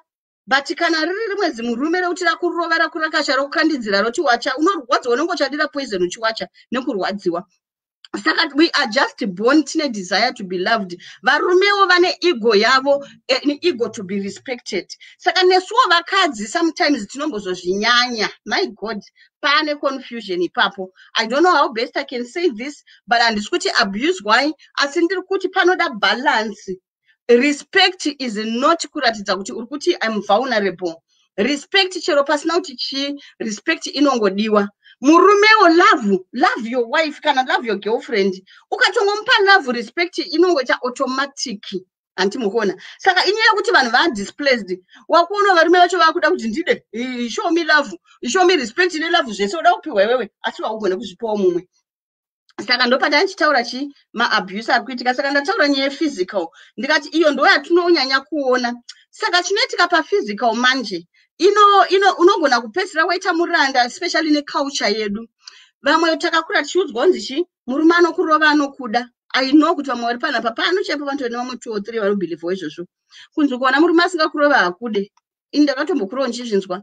Kunzi kuona murume asingakurova hakude. Murume anokuda cheche anombopota achikurova anenge achiratidza rudo rwake. Saka vamwe takatobhilivha izvozvo. But I have got bad news nhasi ndedzekuti tine vatakatoviga vakafa vachiratidzwa rudo rwekurohwa.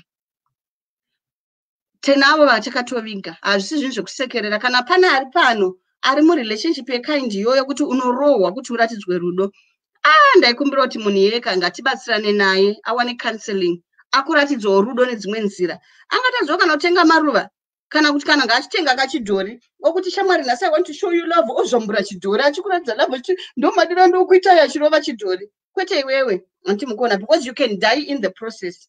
But chii chiri kuita kuti vanhu vagare mavari kurohwa? Chiri kuita kuti vanhu vagare mavari kurohwa ndechichi. 1, desperation yekuti ndoendepi kwabviwa kuri kubvira moto, maugere muri kubvirwa moto, kuti ufunga kuti unobuda uchinanga kupi une vana 7. Vana 7 wewe hauna chekuvaitira, haushandi, hauna chaunogona, hauna chikoro chaukaenda. Saka nenyaya iyo pamwe uri kufila helpless. Kwauri uri kuti chero ndawana sadza, ndakazombonzwa umwe akati mama ndatombowana hangu sadza zvizhinji handisina basa nazvo. Forced to compromise because uri kufila kuti hauna chimwe chiri nani chaungadini chaungaite. Saka nyaya yedesperation ndo imwe. Then poita imwe nyaya yeculture yekuti vanhu vari kunyepera chechi. Ndakanzwa mumwe religion vanonyepera vabva vati hanzi maKristu bhaibheri rinoti be submissive. Wedire kuti submissive harireve kuti ngaaite zvaanoda achikurova. Wedire kuti submissive rinoreva kuti as Christ is the head of the church, Mwari ariye musika, haugone kunoudza Mwari kuti Mwari imimi nhasi ndoda kupai advice handiti. Asi panonzi sekuda kwakaita Mwari nyika yake yakasika, ndokuda kushaita murume mukadzi wake nemhuri yake. Saka submission iri kurehwa ndeyekuti unomupawo murume wako mukana wokutaura sababa, ndiye mutungamiri wemhuri. But manje ndo panozopinda nyaya yekuti baba vacho vatiri kupa mukana ava vane direction here. Because pana mwana baba vacho kuti direction haana kwaakananga. Munopedzisira kana poto dzese dzinotengeswa hamuna chamunoita mumba. Pei ikatambirwa hapana chinobuda ukada kuvaregerera. Saka ndo pakutaura kuti murume wacho airehwa naMwari aive murume anorara mubhawa here ainzi iye ndiye anobva aita madecision ese. Mwari vaireva murume anonamata, anonzwa kuna Mwari, achiuya murima akachinamatira mhuri yake. Ndiye murume aive naMwari mumind mavo. Saka murume wekuti mari yacho akatoda kuti baba itai decision munofanira nzara kana rent aibhadharwa. Anonobhadhara kwamarwei renti, oenda imwe yoiswa kubhawa, imwe yotorwa kuzvimbadzo, hapana chabuda. Saka submissive iyi yairehwa chi? Submissive inoreva kupa mukana nenzvimbo yake murume sababa. Asi murume remember yekuti akanzi anoda a helper. Saka iwe wakauya ukanzi ega haakwanise. Mwari ndo picture yaveve nayo. Vakati ega hangadi haakwanise, asi he needs a helper. Anditi. Saka uri a helper kudaro, you have got a voice. Baba, zvamama funga kuti titange tambodai izvi mari, madi kuti titange tadai ndikuona sekuti dai tadai. Zvimongwa it's the way you say it. You know, zvakawanda zvinoita impact the way you say it. Saka nyaya submission yakuenda nema characters enyu nema background enyu. Pane pekuti background yenyu, foundation yenyu inoita here kuti muchitanga kubuilda zvimwe zvinhu zvacho, kana kuti background yacho yakatogara yakatodai zvokuti chawakuda kuti ugadzirise zvinoimba machete. But all I can say to you is ini ndiri kungokupa picture yekuti pakadai pane abuse, pakadai hapana. Iwewe semunhu unogona kuzofunga wega kuti izvi zvinogarika nazvo here kana kuti zvine rufu zvinogadzirika sei. Tichazotaura magadziriro edu maybe next week because ndikuona kuti ndasarwa ne10 minutes, ndasarwa ne15 minutes. Saka hatigona kuzvipedza zvese nhasi, tichazvipedzisa next week. Saka nyaya yekuti munhu waugere naye kana kuti wakudanana naye umwe unotanga kurohwa uchiri girlfriend, hausati wambobvisirwa kana mari. Ndauya ndamira panapa wanonoka kuuya, ndakanzwa kuti wangoona Peter wakafamba, umwe unonga utori kuchikoro chako uchiri mwana wechikoro, ndakanzwa kuti wakafamba naJohn kubva kuchikoro waunodzidza naye muklasi, ndakanzwa kuti mbama papa. Asi unotonzwa munhu achichanzi ane hasha Ndichati kuti Mwari ngavamuchinje kwakutoenda kun'anga vamwe. Ndoda kuti mundipewo mushonga murume wangu ane hasha, ndoda mushonga wekuti ndimupfavise kana kuti mukomana unoda kundiroora ane hasha, saka ndoda kuti mumupfavise pasi. Apa usati waroorwa, uri kumbonopindirei kumunhu anokurova asati atokuroora? Zvimwe zvacho vedu wei, zvimwe ngatifungei tisati tapinda kana tine mukana. Saka ndiye mwoyo ari physical, vari physical havabvunzwe, ndo yatinoziva. Pozoita zvekuti kubackground kuvabereki, baba vairova amai, iwo ndo zvawakakura uchiona mai vachingorohwa, amai mangwana kusena masoro akazvimba, vana muchiona mofuma iwe baba venyu vobva vamboignore 2 days, mozoona mai vachengetedza baba ndivo ava mai futi vakarohwa vaya, kana kuti amai vanotomboenda vaenda kudaro, mozoona mai vadzokwa navo nasisi vavo natete vavo zvonzi tadzoka nemunhu wenyu. Baba yoti ibve mamudzwa zvakaita handizvide, kana ida kugara pana pezvino anofanira kumeka sure kuti 5 o'clock kwamuka achindibikira, kwete kundiudza kuti ndidye sadza nezuro. Anti muri kuona kuti ndo varohwa futi, ndo vadini futi, pavadzokwa navo futi ndo vakunzita sorry. Mozaimwe pane mamwe macultural issues soka anorwadza. Amai vaye ndo vakarohwa vakaenda vakazvimbaziswa vakatiza vakaenda kumusha kwavo, asi kumusha kuya hakugarike. Wotoona bamnini natete nasekuru vauya varume nemasutu gofunga kuti asakana sawa vane masutu ava panotaurwa zvishino. Wotozwa vakuti kakanganisa musharukwa, munhu mukadzi mana haadi kudaro, mukadzi ngaaudzwe zvekuita, nevakwako futi vakutokudaro. Ane nharo ngaadzidze munhu, ngaadzikame munhu womukadzi, teerera zvinoda murume wako. Wotoona vatenga zvibuku zvavo vakumwa manje. Ipapo nezuva rakazvimba kutonzi bika, wonzi pfugama ufukumbira ruregerero. Wona mai vaye vakarohwa ziso rakazvimba, mazvimba kufa ndiregerere handizviite nekuombera zikanaka. Mwari ngaachitire nyasha. Apa mai vaye hapana vadzoswa vene kumusha, kaucha inoti enda gara, chero uchirohwa kudiwa gara ipapo. But munozoti pane umwe anozosvika pakuvigwa, kutonzi ninga akavigwa akafa akarohwa nemurume akanoti akafira mberi. Saka panoda kuve careful. Makore edu anaya vamwe taapari nani pekuti unozvishandira.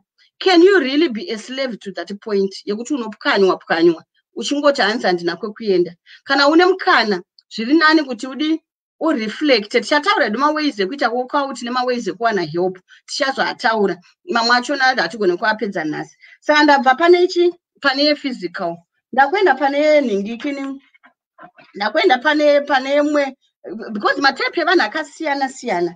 Pane mumwe anenge ari mental, ane mental abuse, mental yekuti munhu yeka anoda kuti iwewe uite semunhu anopenga, anenge achida kukukontrola, munhu yaanoda kukontrola nditi. Saka anokuitira zvinhu zvokuti upezere wakunge unopenga. So pane mumwe munhu wekuti anokushusha zvokuti anoviga makiye, kana makiye mota handiti, makiye ndo wakapesa driver ukaaisa paanogara, iye anoya wabviswa waviga kuti awane kukublema. Anofarira kuona akublema handiti, kana akublema wakufila guilty obva akutonga. Inyaya yekuti munhu ari control hungry. Vazhinji vetype iyo ndo varume vanoramwa, nyange vakadzi, kune vakadzi vanoramwa. So uchirari shamwari yako ukasangoita chaanoda chete unoona aramwa achataura newe akukuitira tumwe action. Vanhu vanoramwa kazhinji ivo vane problem yavo ndeyekuti they want to control. Kana akatadza kukukontrola anoita withdraw with an intention of leaving you with a void. Anenge achizwa kuti unomufarira kana kuti unomuda handiti. Saka anotake advantage of that love that you have, obva aramwa. Pakuramwa pari kukuita inonzi deprivation. It's a psychological aspect yedeprivation. Do you know kuti munhu waunoda akasataura newe kana kuti akakudaro unogona kutosuwa muswere wese unachoita se fungai Mwari, shamwari yangu tinotaura tese every day, nasindamufonera anodaira phone. Vanhu vokuti haana basa, no, are part of you. Iye anotozviziva kuti ane attachment, mune bond neattachment. Saka deprivation yaikaitika, it destabilizes your status quo, your psychological status quo. It destabilizes emotionally and psychologically. Zvinokuita destabilize handiti. Kana zvakuita destabilize anonzi macontrol freaks ndizvo zvochaiwo. Pano pakaoma. Serine ndoda kuti ndizo chikoro chawakaenda ini. Akomana soka mazivira unoita zvinhu zvakawanda kana mbona wambonyora rimwe zitemu futi. Hanzi nazvi ma-control freaks.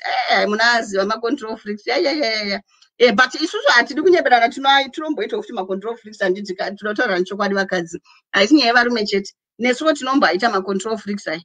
Saka deprivation, hanzi naserina deprivation to achieve a mission, yes. Saka anokuisa pa deprivation. And the deprivation it can be even sexually. anobva kuita deprive, obva rama, obva sunga, obva aita seiko. Iwo udati vanhu muite muvhoni, munoziva vamwe munongori mukristu uchinamata wabva kuchechi muchinzanzi usadokerwa. Handiti rega udokerwa wakasamwa wakadii wozviti Mwari ninda musunungura ndakuda hangu unotaura nei maswera sei zvenewe wakuda kuchifara iye akangoti pwasha akarurama kana chikafu kabika anosvika achitora ndiro achikanda mubhini. Nei uri murume werudziko umoza kana pane murume anodaro ari pano kaiwa tendeuka. It's embarrassing man. Kana iwo mukadzi uripo futi nekachira mwake type iyoyo tendeuka munin'ina kana mwana wangu tendeuka. Mozoti zvinonyadzisa so handidi kunyepa tozviita hedu but zvimwe zvinhu reflector wapedza kuzviita so unongona kuti apa ndandichingodzikisira. Chiramwa isaini yemunhu anoda kukontrola asi asina mukana wokukontrola kazhinji. I know kuti pane chiramwa chekuti wanyengerera waedza waona kuti zvaramba unopedzera wati ndakumbosiyana nazvo chakasiyana nechiramwa chandikutaura chemunhu aedza kukukontrola akaona kuti hausi kukontroleka obva akuignore oshandisa ignoring as a weapon to deprive you. Saka zvine yes Lina Vatanzi emotional torture. Yes, it has an emotional torture aspect, very true. Salina Vatanzi woman kuenda unganga kutodawo kuita unnatural control. Yes, hapana papakaoma. Yes, ndo zvimwe zvacho zvekuti uri kuita unnatural control iri temporary. Handiti muri kuona is temporary. Uchagarero chingoti pese parova zimudhi iroro paignore paadiwo manya futi watomuranda Satan akutokuita kuti umuwoshipe. Handiti muri kuona indirectly. Saka all those ndo tumwe tunhu twacho twakutarisa twakasangana nechara vanhu vemental abuse ava. Saka vanhu vavo zvavanoita futi kazhinji anokuita mamind games zvanaita kuti anogona kuti anoviga bhutsu dzake ndiye anyatsonodziviga wazambudza kuti ndakasiya padziri pai ndiwe barongedzi rako ndakambokuudza wakazodai ukazodai kuteke mani useless wona zvaunoita izvo unenge unopenga wakupenga mani iwewe apa ari kuda kupusha agenda ndo marume munozoona achinodzama kuti hanzi mukadzi wangu anenge akurasa njira ari kuda help. Saka iwo the more you're kuitwa mamind games yamain here the more you're starting to believe there's something wrong with you. Unotozoona hama dzacho naiwe bamukuru vakauya ndimunenge wakauya bamukuru vakauya vakataura kuti unenge uri kurasa njira chi kunge ndiri kuita very forgetful. Makiye mota cheo ndakapakaka but ameno kuti ndikuita sei ndakazaona mubhini ndakabika sadza funge I know kuti ndakanyatsobika sadza ndikapakura but ndakakangana kupakurira murume wangu apa uya akarirasaka kuti akuti wakupenga. Saka kuna umwe murume kuti kana kuda kuroora mukadzi wechitu anokuplaya mamind games dzekuti nyika yese inomira ikati mwana wedu akupenga zveshuwaiwa munhu akuda mukadzi wepiri mwana wedu mwana wedu ane problem achikuplaya mamind games iwe utopedzisira njere dziya dzakutorasika zveshuwa because you lose trust of yourself wacontrolled naye wakudepend upon you.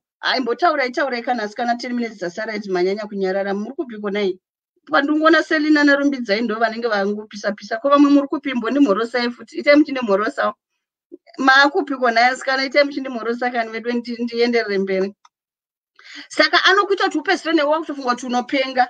Saka slowly apaka ari kuda kuintroduce nyaya yake maybe kuti anomwe munhu wakuda kuroora but ari kuda kuti iwe usare uchifila guilty kuti imhosva yako kuti azonorora. Saka unozoona maybe with time mamind games ayawanda uri kuitwa player mamind games wakupedzisira newe wachiona wakubelieve kuti there's something wrong with you wakuenda kumadhokta kunonzi depression wopuwa mazipiriti ekumadhokta mamwe acho mapiriti anogona kuita chizombi ka wangu uchi munhu chongogara chakadai mumba wonzi chakati hauchisina kana naro pauya mwe mukadzere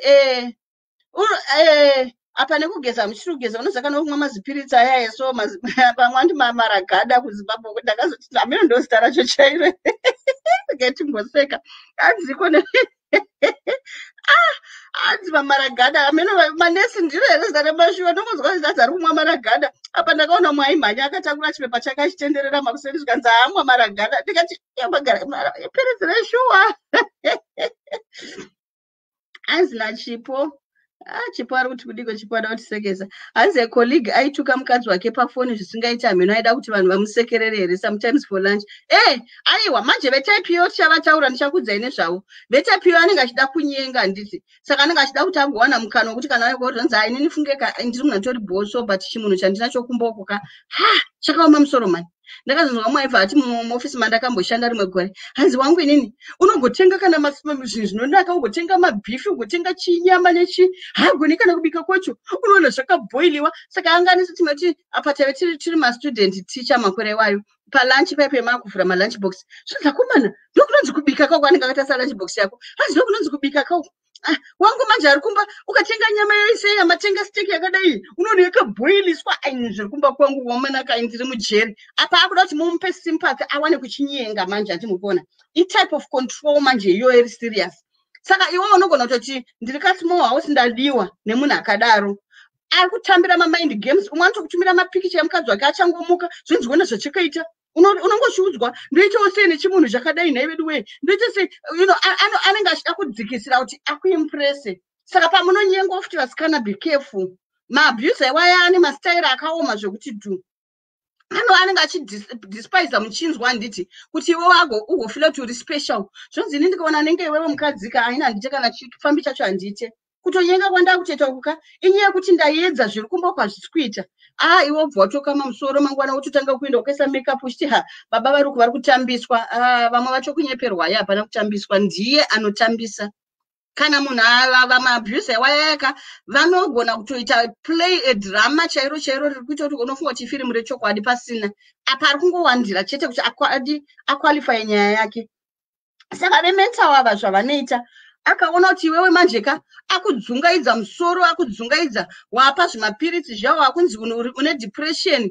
wanzi une depression kana vanhu vauya vachiyozokuona obva ita sokering wajika wadi kumbogeza nai maitaku ngabva wada chinhu chinogeza okay at least vanhu vobva vaona sekuti he is caring waenda wanogeza paya wangu wadya obva atokubikira pane vanhu ipapa anobva ita seanokeya obva abika vanhu voenda vachiti mukadzi uya uyaka murume wake ari right asikana anoda mukadzi wake ari kurwara hake nepfungwa wakutonzi uri murwere wepfungwa ka nenyaya yekuti ndiye abuilda that achikuitira mamind games ekuti vanhu vese vakubhiliva kuti kurwara nepfungwa saka vanhu vakuyozokuona vakuyozokutrita semunhu anorwara nepfungwa pakutaurwa language unenge uchataurirwa chicheche uri munhu mukuru vanhu vachiva kurwara nepfungwa iye wacho manje kana vanhu varipo obva akuita kunge kunonzi kuti kupepa munhu anorwara nepfungwa handiti vanhu vomunzwira tsitsi kuti naimi saka anogara sei nemukadzi anopenga yewe vabereki vako chaivo vanotosvika pakutambira kuti mwana wedu mukwasha uya uyaka iwe mukwasha anonzwisisa uya mwana wedu fungeka iwe hapana murume angagona zvakadaro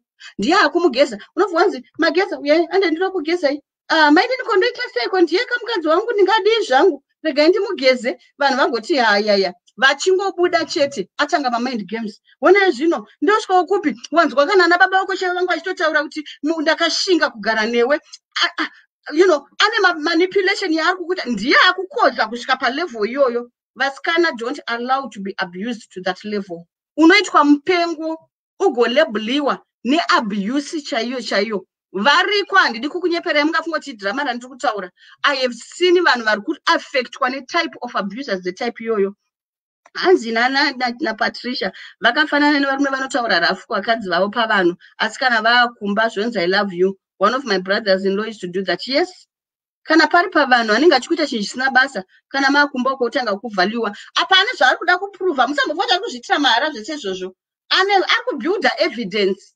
Ma-abusers, they are very good at building evidence.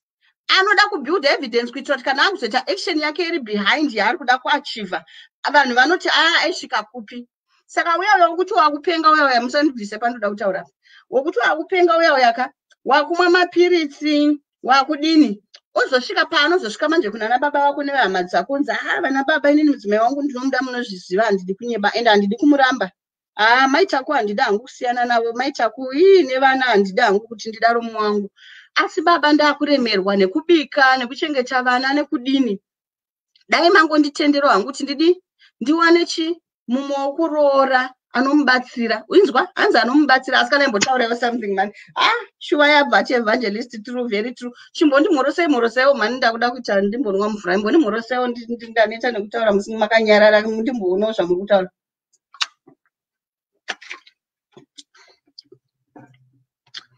Saka obva achiuya manje osvitsa nyaya yake zvonzi saka ndaanchiti apa anenge pamwe agara akatoona kamwe kamainini kaakatotanga kutofarira kana kutoudza unoziva kuti unopandukirwa nemunin'ina wako mwana wamai vako chaiye kana pasvika pakadai mainini vanenge vachizoti akupenga ndoda kuti mimuyo zobatsira mudi iwo paunozozvinzwa kuti munhu ari kuuya ndimainini munin'ina wako wopengana nemwana wamai vako iwo uri kuzozoti pamwe uri kuzozoti handisati hanguda kupenga handipenge munhu ari kuitamba mamind games but vanhu vese vari kubhilivha kuti wakudi wakupenga saka wakutoona nemunin'ina wako wacho apromiswa uya ari kunzi mainini ndine rudo dai mukadzi maisikomanya vasingada vasina kurwara hani ndiri munhu ane rudo zvoti mukauya mainini so kamainini kanga kari form 4 keke kanichaka kutengerwa mauniform kanichaka kudi muri kuona kuti ndo mamwe entanglements emufamily mainini vatochiva zveshuwa vakutokuvenga ndino kuti munhu even munin'ina wako kana shamwari yako the moment yanyengwa nemunhu wako naturally watomuvengi hazina mubasa kuti uri right wewe but fact yekuti atomurudo nemunhu wako matoma enemies naturally ndopa unoona munin'ina imboya achitsvaira chichengeta vana uya kuti akauya munopenga mimhana ai zvinostressa zvamunoita izvi madi kuenda unogara kumba kunana baba uko makuti pastress ezoti noya chikugeza ipana pachidi munin'ina wako akutaura newe rafa akutaura newe unge chinhu chisina basa apa waiswa pamapiritsi neyamurume kuti upinzwa pamapiritsi akukuita chizombaya abva aita rubber stamp mapiritsi ndo achizokonzera kupwanya manje edepression wapuwa mazipiritsi amwe ayekuita zombi waurayiwa nemazipiritsi ndozvachida murume uyo kuti nawo achipusha nyaya yake neagenda yake saka zvimwe zvinhu zvacho vakadzi I know kuti mune ndiri kuda imba yangu kana ndoda relationship pamwe unongosati wangu utambororwa kana wangu arorwa panoda kuve wise dzidza munhu I've said this to highlight kuti mungware ukaona munhu achikutamba mind games don't be quick to accept blame don't be quick kukurumidza kufunga kuti you are wrong give yourself time to reflect pachinhu chaitika nemashoko azotaurwa give yourself time anditi saka unoona munhu yewewe manhingikiro wemamind games uyu akada kutanga kukutukira past maybe uri munhu ane mwana wokuti wakauya pamwe nemwana wako anogona kukutukira past yako zvokuti dai pasina inini I think ndosaka mani une zvinokunetsa kundaishoti sei wakarambwa nana Peter nana John sei wakazoita anokudzikisira zvokuti unobelieve that there's something wrong with you ndakatonzwa Peter chaitaura kuti hanzi unopenga ndichifunga kuti anonyepa unopenga zveshuwa uri benzi the more you are told kuti uri benzi the more you start to believe kuti uri benzi chero vana vedu the more yatiramba chati kachi uri stupid unoona akuita kamwe kakuzhangandira ke stupid so kanongotanga kumanifesta why because of the power of words paunoramba tudza mwana kuti uri romba una chaunoburitsa uri zidofo wakazodi unoona mwana pamwe nyangwa itombogona metsi dze 1+1 ashitomboti 2 unozoona kuti ndizvo 2 ndizvo ere mama ndizvo achisina confidence mwana aitombogona kuti 1+1 oti 2 akazhangandira oti 2+2 oti 4 akazhangandira ozotanga kutadza kumbera nditi but unozoona mwana uya nekuramba achinzi uri zidofo ukati 1+1 yaimboti 2 unonzwa kuti ndizvo 2 ere mama akutaurira pasi achiswedera mumashure why because akajara kuti akangotadza chiti anorohwa mbama saka you have destroyed confidence yemwana akutotanga kumanifesta mashoko aya kunzi uri dofo uri rombe uri stupid mwana wamuinflicta dhatika somehow wampusha away paimboti 2 akangwara akuti 2 akatarisa pasi ndizvo mama i3 achakwanisa kuita speak for himself akuda assurance yako all the time because of control mashoko ane control saka let's be careful what we say kuvana vedu even akaita number last muchikoro don't rubber stamp and say wona ndiwoita number last asikana munofunga kuti mwana anoda here kuyachinja number do you know kuti number 1 kunodakidza sei ini ndaiti ina hangu ndaigona kuchikoro saka ndaiti ndikaita number 2 kana 3 andaistruggle ndaida kuita number 1 saka ndaiti ndikatadza kuita number 1 iyoyoka ndaizvipinza muprison ndega antimukona saka mwana yaita number last asikanaka inotori prison moza kuti manamba achidedzerwa wonzi pane pavanoti vakasvika panumber 10 zvonzi tirikugumira panapa iwe hauna kana kuudzwa wozoona chasvika kumba chiripoti chakanyorwa kunzi 47 out of 47 anenge atorwadziwa mwana iye chaakuda kupuwa assurance yekuti you can do better what how do you want me to help you chichaura kuti tikudzidzise nepapari kukunetsa you love your child despite performance yekuchikoro havasi vese vakapasa kuchikoro vakabudirira and havasi vese vakafoira kuchikoro vasina zvavakaita saka love your child mastandards echikoro yes we encourage them but vasikana ngative careful mawords atinotaura kuvana vedu I know kuti tinombotsamwa woshaudha mwana pamwe anenge ari musikana musafa ana afarisa abvaisa makeup yako azora makeup anti vana vanonzidzoka zvavanoona mwana ane 7 years unomutuka kahura uchaenda kubhawa uchadi mawedzi achakomana ndakambona mwana achitukwa namai vake apa taitotaura pafoni mwana ndobva atora lipstick ndobva azora andi vana vanongona achidzwa una uchata kahure is that language ingaudzwe mwana ane 7 years unozoona mwana ane 12 years akumanifesta tumwe character twetu wakataura nemuromo wako. Let's reverse. Kana wakambotuka mwana wako evil words kana mawords nehasha, say Lord, I reverse every word I spoke over my child. I reverse in the name of Jesus. Ndino reverse shoko rese randakataura kuti mwana wangu achaita rombe kana kuti achaita pfambi kana kuti achaita dofo muchikoro. Reverse. Kana ungofoira wafoira hazvina kana nebasa rese. Kufoira kunongowanikwa, musadaro vana. Saka ndandiri kuti chii ndandotaura nyaya kuti you start to manifest mashoko ari kutaurwa nemurume aya. Apa vanhu vese builda evidence vanhu vese kutongoti uri benzi. Imwe type yeabuse iyoyo. Pozoita imwe type of abuse yefinancial. My God. Yefinancial iyi yakaoma ndasarwa ne5 minutes. Maybe tozozvitaura next week because tine zvakawanda. Totaura here 5 minutes kana tozotaura next week. Manyarara kana ndichazoti ndoita sei. Totaura here kana tozopesa hedu next week naye ndiudzei moda kuti di 5 minutes totaura here mbondidairai totaura here kana kuti topedzisa next week. Totaura here yefinancial way. Musikutaura ndingonana amen. Totaura here nyaya kana kuti tozoipedzisa next week. Handina kuonitaurai. Next week ndinetsai. Paita 1 ndoda muochi 3 anondoona kuti 3 anoenda kuside kupindo vanda financial abuse totaura here next week. Mauda manya kwa attitude attitude vakuzoya mai manje vamwe uchitaura vamwe uti next week kufoira uchikora hazvireve kuti uri dofo. Alright, next week ngatitangirei pane iyoyi because yakati kurei hatiipedze. Saka ndikaita ndichikata ndoda kuti ndikuburitsirei kuti abuse iri papi but yakati rebei togona kuzoitaura zvedu next week because ndasarwa ne5 minutes kuti tipedze. Saka ndaungoti pane zvatataura nhasi ndoda kungoti muchingondikommenterawo kana pana nemubvunzo muchindibvunza kana pana necharuda kucontributa tozotangira ipapo next week. Next week munozondireminder kuti takasvika payefinancial. Yefinancial iri deeper than what you think. Kuna mwana anofunga kuti it's deeper than what you think. Ine mamwe maspirits futi anoikwezva. Chero dzataanchitaura idzodzi dzekuti unoabuswa uchinzwai. Pane maspirits as well anoattracta. Zvinoenda nekuti munhu wacho character yake asi zvine mweya yechina futi inodhonza. Inokudhonzera vanhu vetype iyoyo. Ndinoti kune mweya yechina inokuchuzira murume anokuroora chaiye. Kune mweya yechina inokuchuzira kwekuenda kunoroorwa. Makambona kuti pane pamwe pekuti chero vamwana amwe nevanoroya vanochuzira mwana womukadzi wokuroora anogona kunge achizosapotana navo mune zvekuroya. Saka pane mweya yechina inokoka inovhura madhoo ekuti uonekwe nevanhu vetype vanorabha stempa zviri kuda mweya wechina iwoyo. Ndosaka isusu titi kune vanonamata unofanira kunamata uchibreaka mabackground nemasoul ties efamily, mafoundations efamily yawakabva. You need to pray and break and release yourself. Why? Because pane imwe mweya inokwezva maabusers chaiwo kuti inongokwezvera mamwe mazirombe. Hanzi naMary Roberts, can you give us heads up on the next date week? Next week Tuesday ndowanzopuwa mukana nanti Mary Yongwe yakaita seiyo ina around 5 vanondi 5 dzenyu dzekoko. Kana pane chinenge chiripo SIS MELLY vanowanzotudza. Asi SIS MELLY vanowanzonditi idzodzo 5 idzodzo kusvika na 6:30 ndapfurikidza zvangu nhasi ndonguva dzavanowanzondipa idzodzo. Saka hanzi yemasoul ties, how do you overcome them?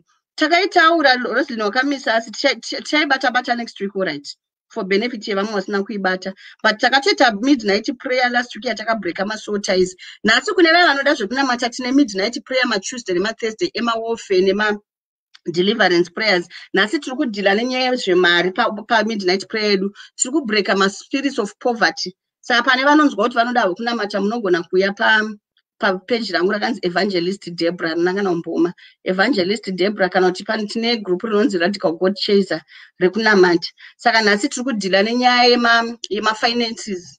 Nyaya yemafinances haingotangire pakuti ndatambira mari ndatadza kubhajeta. Pane mweya inofamba inotera futi upfumi nemari, mweya yeurombe inotera madzinza, pane mweya yakawanda imwe inflicted yekusanganisana nayo maassociation. Saka ndo yatoda kupukanya yekuti unongoshanda basa rakanaka uchitambira mari shinu but hapana chinobuda, kana kuti unongoshayiwa zvimabasa masvinu. So kana kuti une njere dzekuti unofanira kuita something but unongona zviperera mukufunga nemukutaura pasina chinobuda. Saka we are going to be praying over nyaya yemawealth and financial prosperity nhasi. Hazvina kana mweya wetsvina zvekunamatira upfumi, musanyeperwe naSatani. Mwari akatisika achiti unofanira kuprosper, total prosperity, mukunamata, mukutenda, muutano, mupfumi, muzvese. God wants us to prosper everything about us. Saka musanyeperwa hazvina kana mweya wetsvina zvekunamatira kuti Mwari ndoda kuprosper.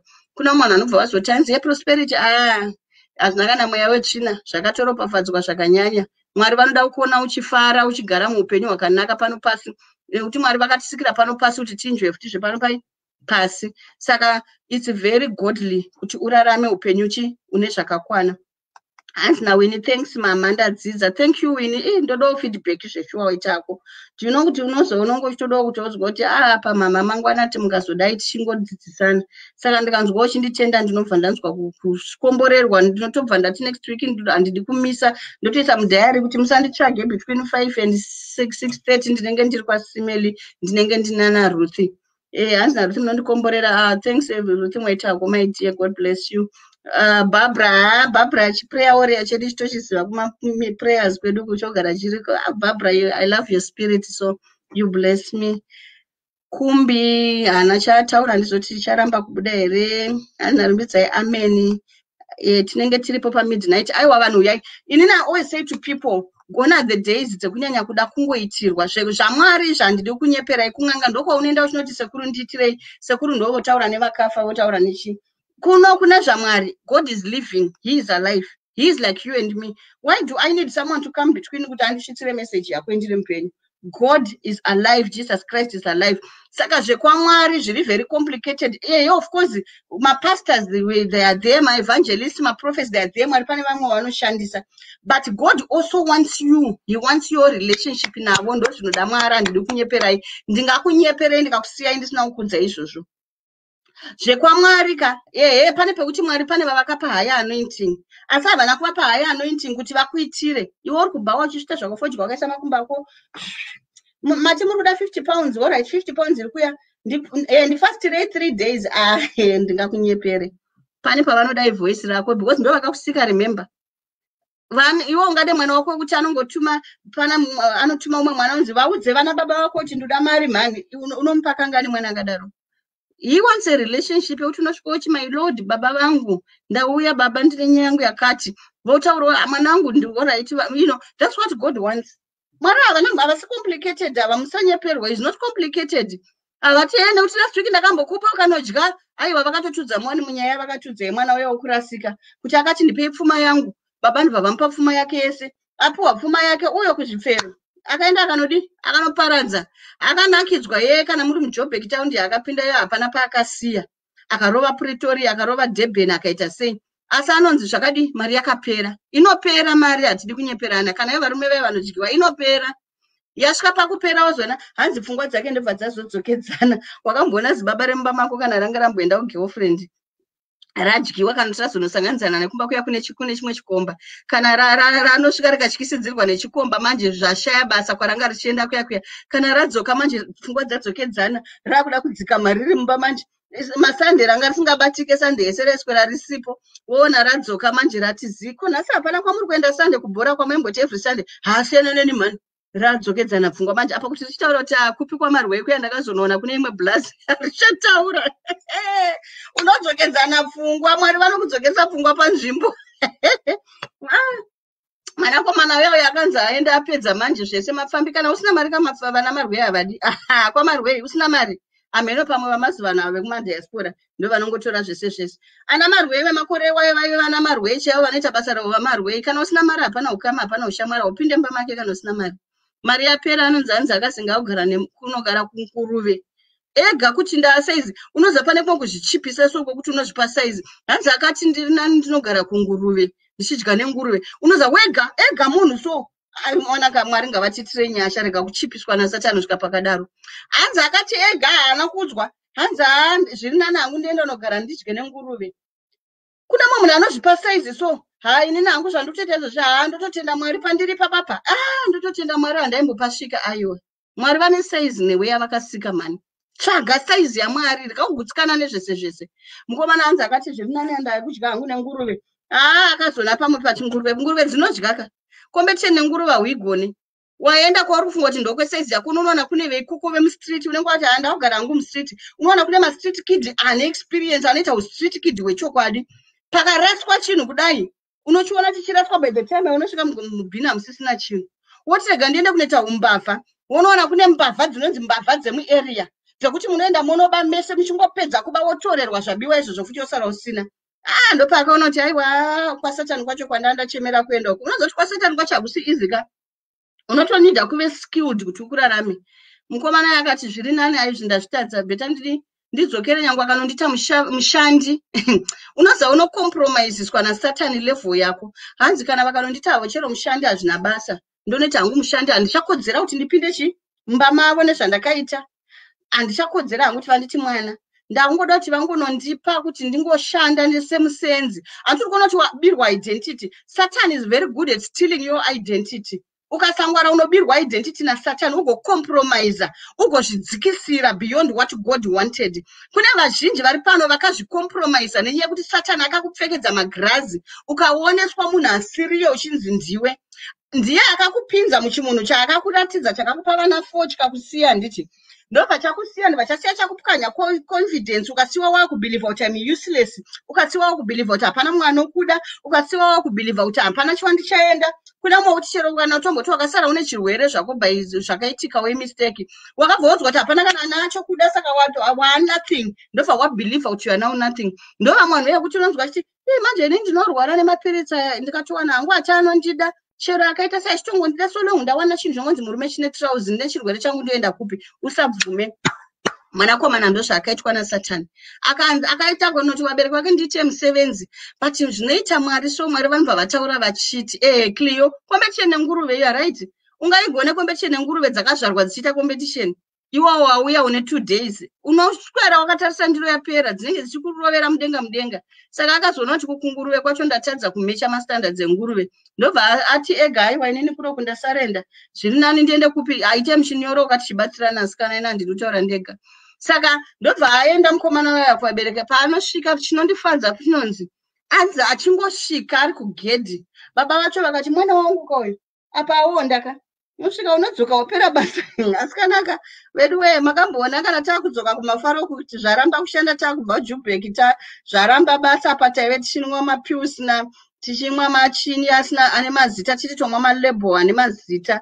kana zvachipera manje amaini yamadzoka kana wigi inenge isafite mumusoro ganda mozva foundation yasikana totenda Mwari kana ichiri kubata pane painoramba kana kubata mufaro uya wapera manje zvapera zvese wadzoka manje vaimboti vakafona vaive hautaure navo unosvika manje wapera basa baba hanzi vakaona kuti mwana uyo dhusa anga aonda dhusa anga asimba nechikafu chenguruve hatizoziva baba hanzi havanambobvunza zvakawanda vaona zvakatopfekwa zvataura zvega kuti hapana zviripo baba vaye vakangoti torai munozoti Mwari vanotida zvokuti vanogara vakamirira return yako. I want to tell you the truth. Pamwe pane munhu akutotiza Mwari achiti hainini nezvandakaita Mwari havachada. God is waiting for your comeback. Pane zvakatopreparewa no matter what state you come back in. Mwari vakatokumirira state iyoyo ndiyo yavari kutoda vanoiziva because he knows you anyway. Mukomana hanzi akati achisvika pakanzi torai robe zvipfeko zvabvisai gamendiro rakapfeka rakanyorwa kuti munhu wekunguruve bvisai mumupfekedze hapana kana kubvunzwa saizi hapana kudi zvikanzi mupfekedzei ring inoratidza ownership love total love permanent love zvikanzi mupfekedzei hapana nzinga zvinotengwa zvakatokumirira uri kwauri paitozikanwa kuti uchadzoka hako kufarisa chete paitozikanwa kuti chifambi chaabata ichikufarisa chete hakuna kwachinomusvitsa second house wadiwawo hapana kwaunosvika achasvipwa akadzoka zvake umbavha hwateerwawo kune mbavha dzeko dzichati dzamurova idzo mbavha dzacho dzeko kwanodzoka asina chinhu Mwari vanga vachitozviziva hapana chinyowani saka kune vaya vanga vari kutiza Mwari vachiti hainini kwaMwari hakuchaita aiwa Mwari vari kutokuziva unodzoka vanongokutambira uri zvauni Aunide kuya uchitsanangura ndofunga akatomboda utsanangura baba sori henyu zvamunoona ndakazonotambuka ino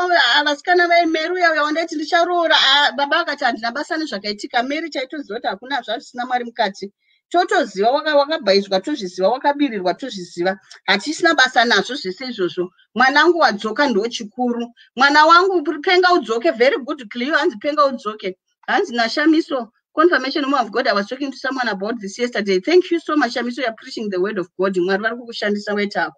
Yes. Saka munhu yeo if watomunzwa kuti Mwari vakatomirira kune ring yake yakatomirira umanaka ring unoona kune ring yegold yakatokumirira. Saka ndoda kungoti zvangu pane umwe apera basa opana panga akambowira zvake kunguruve idzo nguruve munozaso nguruve yameno zvadzinongori. Pane dzimwe dzakazotidza rimwe akasanganzana naJesu so mwanga ane madhimoni anga akazara pari paakanzi unoda kuve madhimoni aya kuti Jesu musatibvise tadiko mwana waDhavhidha musatibate tisiyei ndobva akunzizvo madhimoni ayo zvikanzi tirege tiende kunguruve uyo mwana uyu paakarasika hanzi regai ndiende kunguruve idzo nguruve there's something wrong. Saka handimaona adzoka baba vake vakamupfekedza vakamutambira vakati you know what Yesu wakadya pfuma Yesu wakarasika Yesu zvakaitika chakakosha ndechekuti ndiri baba vako azvichinje kuti ndiri baba vako rudo rwangu harupwanywe nekuti wakatadzei zvawakatadza hazviafekte rudo rwangu newe asikana ngatimbomberera Mwari tsitsi maoko Mwari vari kuti kune umwe munhu nhasi kwaukapinda kwese ndokuziva vamwe wakanopinda ukaita zvekuti zvemisoro yevanhu zvadai kupinzana tapiwa mujeri vamwe pamwe wakapinda mune zvimwe zveusatanism zvekuti wakapinzwa usingafungire ukachekwa ropa rikaitwa sei vamwe wakanopuwa chikwambo izvozvi uchienda kuJobheki wakatakuriswa ukanzi ndochichano kubatsira kuita mari uri kunyatsoziva kuti chiri kuuraya vanhu kumbasa uchaziva zvekuita nacho uri kufunga kuti ndikadzokera Mwari havanditambire. I want to say to you hapana chawakaita chinotatisa Mwari kukuda hapana chawakaita chinoita kuti Mwari vakuramwe Mwari vaitozviziva ende vanotozviziva kuti wakapinda mune zvese izvozvo asi Mwari nhasi vari kuti chero une musoro wemunhu mubhasiketi mhanya nawo wakadaro rega kutetseka kuti ndouviga pai mhanya unoti Mwari ndo mabasa andanga ndichiita aya ndadzoka Mwari vanoziva pekutangira newe kana wanga wasvikiro guru rekuti ndiwo wanga uri svikiro ranga richinetsa asi kunyatsozviona kuti zvine mweya wetsvina machira iwayorongedza uise mupaperback mhanya kuna Mwari wakazvitakura Mwari vanoziva zvekuita newe kana wanga watora murume womunhu asati akuroora haana chinyi mukadzi wake ari kuchema achirara mugoma achinamata ndoziva kuti pakaoma munengena but you know what pane wako somewhere I'm telling you ariko wakatovharidza wako nekuti wakagara nechemumwe munhu mumba mako Mwari vakakumirira mhanya kuna Mwari noupenyu hwako mhanya kuna Jesu noupenyu hwako handizive kuti ndandisina hangu kuda kuti ndiparidze kwewo zvandakutaura asi zvinoita Mwari panenge pane hwana ari kuda kuraurwa ipo pano pesepo pano panenge pana akamhanya akatora pfuma akaenda kunguruve Mwari wavo vari kuda kuraura pesepo pano mumwe chete ndiwo Mwari wavo anoti neni tinotenderedzwa tese kuyozomungana pano Mwari vachida kuraura munhu wavo hwaniyei nekuti Mwari vanoraura hove hombe kazhinji ukaona Satani achikushandisa stereki munyika ziva kuti Satani akakuchiva anga aona kuti Mwari vangu vachikuitisa zvirimo Satani anokupa mbiri yepanyika isina maturo nekuti akaona kuti wangocheta mbiri muna Mwari ine musoro.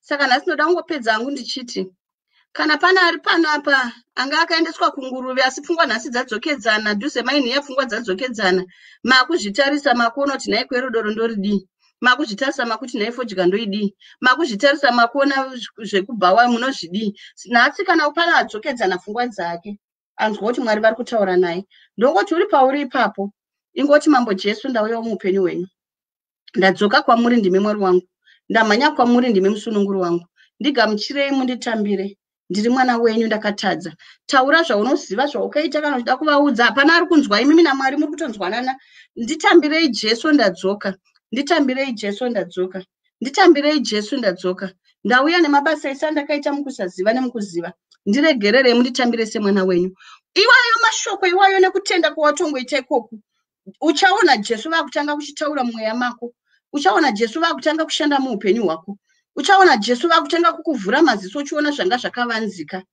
ndokutanga kwatakaita tese tese ndomamhanyira takaita taitovewo vanhu vaiyera mukati menyika umu tanga singabatike asi pane musi watakadzokedzana pfungwa musi watakadzokedzana pfungwa ndipo ndakaona kuti zvinhu zvangu zvindinakidza zvazvinakidza actually takatengawo tiri shasha chaidzo pane zveso, asi takasangana naJesu tikamhanya neupenyu. Saka ndizvo hangu zvandoda ngoti nditaure neumwe zvichidawo Mwari vane chinangwa newe nhasi. Mazwi ayo zvakwauri kudziya kana kuarutsa. Ndongoti hanzi musatipfuure Jesu. My God, song iyo yakaoma iyoyo. Musatipfuure Jesu. Saka ndapedza hangu vehama. Tozosangana next week tichikontinya zvedu. Ndoda kumboridza iyo musandipfuure Jesu iyoyo yawaisa iyo. Musandipfuure Jesu. Rega nditomboisa iyo musandipfuure Jesu. Ndoda kuti vanenge varipo zvavo mundibatsirawo tichingovhara zvedu. Muchingondibhabhaisawo tichiteerera musandipfuure Jesu. Muchindibhaibhisawo tichiteerera kasonga kamusandipfuure Jesu. Mwari vakuitire zvakanaka, vari free kujoina all night tijoine papage pangu Evangelist Debra, we pray together. Isusu hatikumanikidza kuti upinde hatisi chechi. Tinongoda kuti udzidze kuzvimirira chete. Ndo chinangwa chedu. Dzidza kuzvinamatira nekuzvimiririra. Dzidza kuzvimirira. Handitika nzira yembiri na Lucia. Pane nzira inodadisa inofadza. Kwoita nzira inoita seisina kuenda sine upenyu. Saka ndizvinenge zviri kwauri zveshuwa. Mwari vanotida. Thank you. Hanzi aitoti muri kuita. Hanzi. Mwari vanotida. Pana ataitoti tendai. Ndiani kwanga ataitoti. Hapana angaisa message. Yatiza. Hallelujah. Tapedza yedu. Next week tozokontinya nyaya dzedu dzema abuses tidzivheneke tigodzidza kuziva zvakanaka nezvakanaka. Asi kana wanzwa Mwari vari kutaura mauri, ngodzamisa pfungwa urege Mwari vataure newe muzuva ranhasi. Thank you, Mama Tapelo. Gamuchirai, thanks mwanangu, God bless you. My Prince, thank you. Pere, thank you. Salina, thank you. Shagamiso, thank you. If Sabawo, thank you. Ndodawo kunzi thank you chokwadi maite henyu. Ndinobva nanzwa kuti tatamba zvakanaka. Ngozi ukatamba nevanhu vakasa kuti bye unobva ungoti zvinotawirirana here mukutambo. Hanzi aitoti mukuita makozi. Ndaichaya woti ndechi. Zoro ndarasika ina amenoti ndeipi.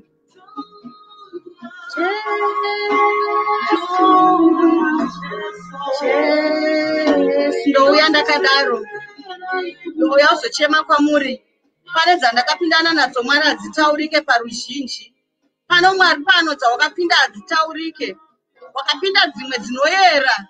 Mawakabuda uchiti ndabuda sei? Mwari vanga vane chinangwa newe. Mawakabuda uchiti Mwari ndakabuda sei? Kune vandakanzwa vekuti hanzi ndakapinda mandakarepuka nevarume 5. Vakabata mapanga. Vachiti tichakuuraya kana tapedza. Asi vakangofinhwa vakazongondisiya ndikabuda. Wakabuda uchirumwa rufu. Noti kuti wakachenjera. Mwari vanga vane chinangwa neupenyu hwako. Ndinongoti kunewe mumwe nhasi wandiri kutaura newe. Wambopotsana nerufu kaviri katatu. Maybe this time hauchikwanisa kuzobuda. Maybe zvauri kubata izvozvo wapadhuze kuenda kujeri. Mwari vari kudaidza mweya wako. Mbanje dzauri kutengesa, madrugs auri kutengesa. Hongu wakavaka dzimba dzinoshamisa. Nemusoro yevanhu wakavaka dzimba dzinoshamisa. Asi pamwe pawaya kupinda apa pasisina protection. Dai wamhanya kuna Jesu.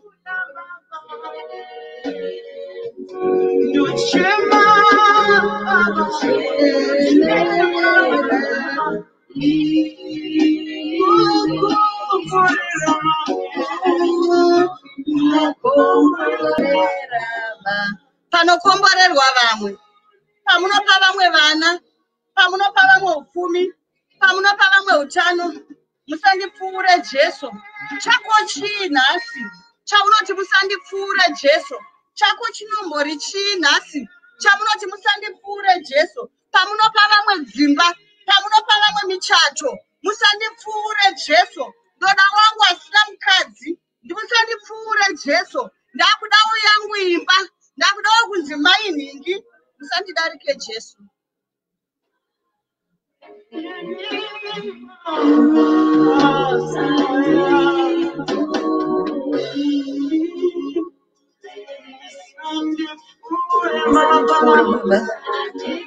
Musandipfuure pamunoverenga vatsvene venyu Mwari. Musandisiye baba vangu kani. Ndati musandisiye Jehovha. Nekuipa kwangu pane zvese zvandakabata. Ndamhanya kwamuri nhasi pfungwa dzadzokedzana.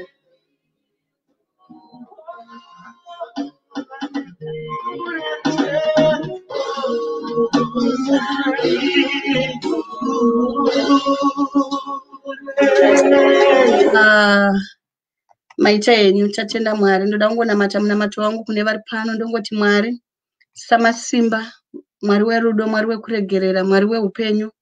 Imi munopa mukana Baba, munosunungura nezvakasungwa. Baba, pana ari pano akasungwa nemusungirwa wakasungwa nawo. Hapana kusungwa kunoramba zita renyu. Hapana kusungwa kunodarika zita renyu. Vari mudzimba vari kuchema Mwari. Vari kudzitsvaga dzimba vari kuchema Mwari. Vasina vana vari kuchema Mwari. Vane vana vacho futi vari kuchema Mwari. Vasina mari vari kuchema Baba. Nevane mari vacho vari kuchema Baba. Chiri kutsvagwa ndimi Ishe wangu. Ndanyengetera pane vose ari panapa. Baba, vari kuda dzimba vapei Mwari wangu. Vari kutsvaga dzimba vawanisei. Vari kutsvaga mabasa vasunungurei. Vari kutsvaga upfumi Baba vapei. Muri Mwari muridzi wezvese zviri munyika. Hapana chamusina Mwari, munoti anotsvaka achawana. Anogogodza achazarurirwa. Baba, pane vari kugogodza musuwo wenyu masikati ano. Zarurai vapinde Mwari wangu. Pane vari kutsvaka chiso chenyu masikati ano. Vhurai vakuonei Baba. Pane vari kuda kukuzivai. Pane vari kudzungaira. Pane vari kutsvaga chokwadi. Baba, ngavasangana nemi. Ndinokutendai nevose vanditeerera. Baba, ndoda kuti muvarangarire. Zvavanoshuvira zviitike. Vari kurwara vaporeswe. Vakasungwa vasunungurwe. Baba, ndinotenda kuti zita renyu rigoonekwa. Vabatei vakuonei. Vagopupura kuti muri Mwari wechokwadi. Baba, ndatenda nezuva nhasi nemukana wamatipa. Kuda kwenyu ngakuitwe narini narini. Kudzamara kusingapere. Amen. Thank you so much. Mwari vakutirai zvakanaka. Sezvatinongoita mazuva ese pakuenda tinotenda sisi Meli. Nhasi ndapfurikidza zvakanyanya ndibatsirewo ndingazodzingwa. Nhasi ndapfurikidza, nhasi ndatadza sisi Meli ndatadza ndasi ndanyanya kuenderera manaka. Vedu wendikumbirirewo regerero mungoti sisi Meli mangwana musati nyime. Itai sisi Meli sorry ndapfurikidza. Ndikumbirirewo regerero asikana mukasandikumbirira regerero ndega zvite ndibatsirewo kavasikana ngatingoti sisi Meli maita henyu asi nhasi tiregererewo. Ngatikumbire sisi Meli tingoti maita basa sisi Meli tinotenda nemuzvimbo ino. Mumba mevaridzika muno matiri. Fungai, thank you so much. Ndizvozvo kanda apa ndapfurikidza kasaka ndakuda kuti ndiregererwe. Sisi Meli ngativatendei vedu ngatitendewo sisi Meli naye asikana. Ngatitende sisi Meli, thank you sisi Meli. Imba yavo yatanga tichirentai. Imba yavo yatanga tichitambirai. Saka toda kungovatenda kuti mwavatipa mukana sisi Meli maita henyu. Maita henyu. Thank you sisi Meli, thank you Hilda. Thank you. Sorry, sorry. Hauna kuzoti sisi Meli ka avazoziva kuti sisi Meli maita basa. Vaitavo Mwari ngavaitire zvakanaka. Thank you sisi Meli. Thank you so much. Sorry sisi Meli. If wanyasondibatsira zveshuwa pavaita hashapa vakaita hashapa tinobva tatoti sisi Meli magozoti hasha sei. Patricia Vati, thank you sisi Meli. Monica, thank you. Thank you Evangelist waitako Monica. Waitako ndinotenda. Andisirewo Ncube. Pana chabuda amene zvafamba sei. Chantel, thank you sisi Meli maita basa. Vari kutipa mukana wekuya titambo pana pachitaka china kedu zvedu. We need that time as women. We need that time with our brothers vanenge vapinda sisi Meli mutiregerewo God carried away azita ropafadzwa edu. Cleo kanoruma kachifuridzira. Ruregerera sisi Meli for this platform being increased. Ashuwa ngavawedzerwe. Mwari let God meet you at a point of need. The level of commitment. Zoro.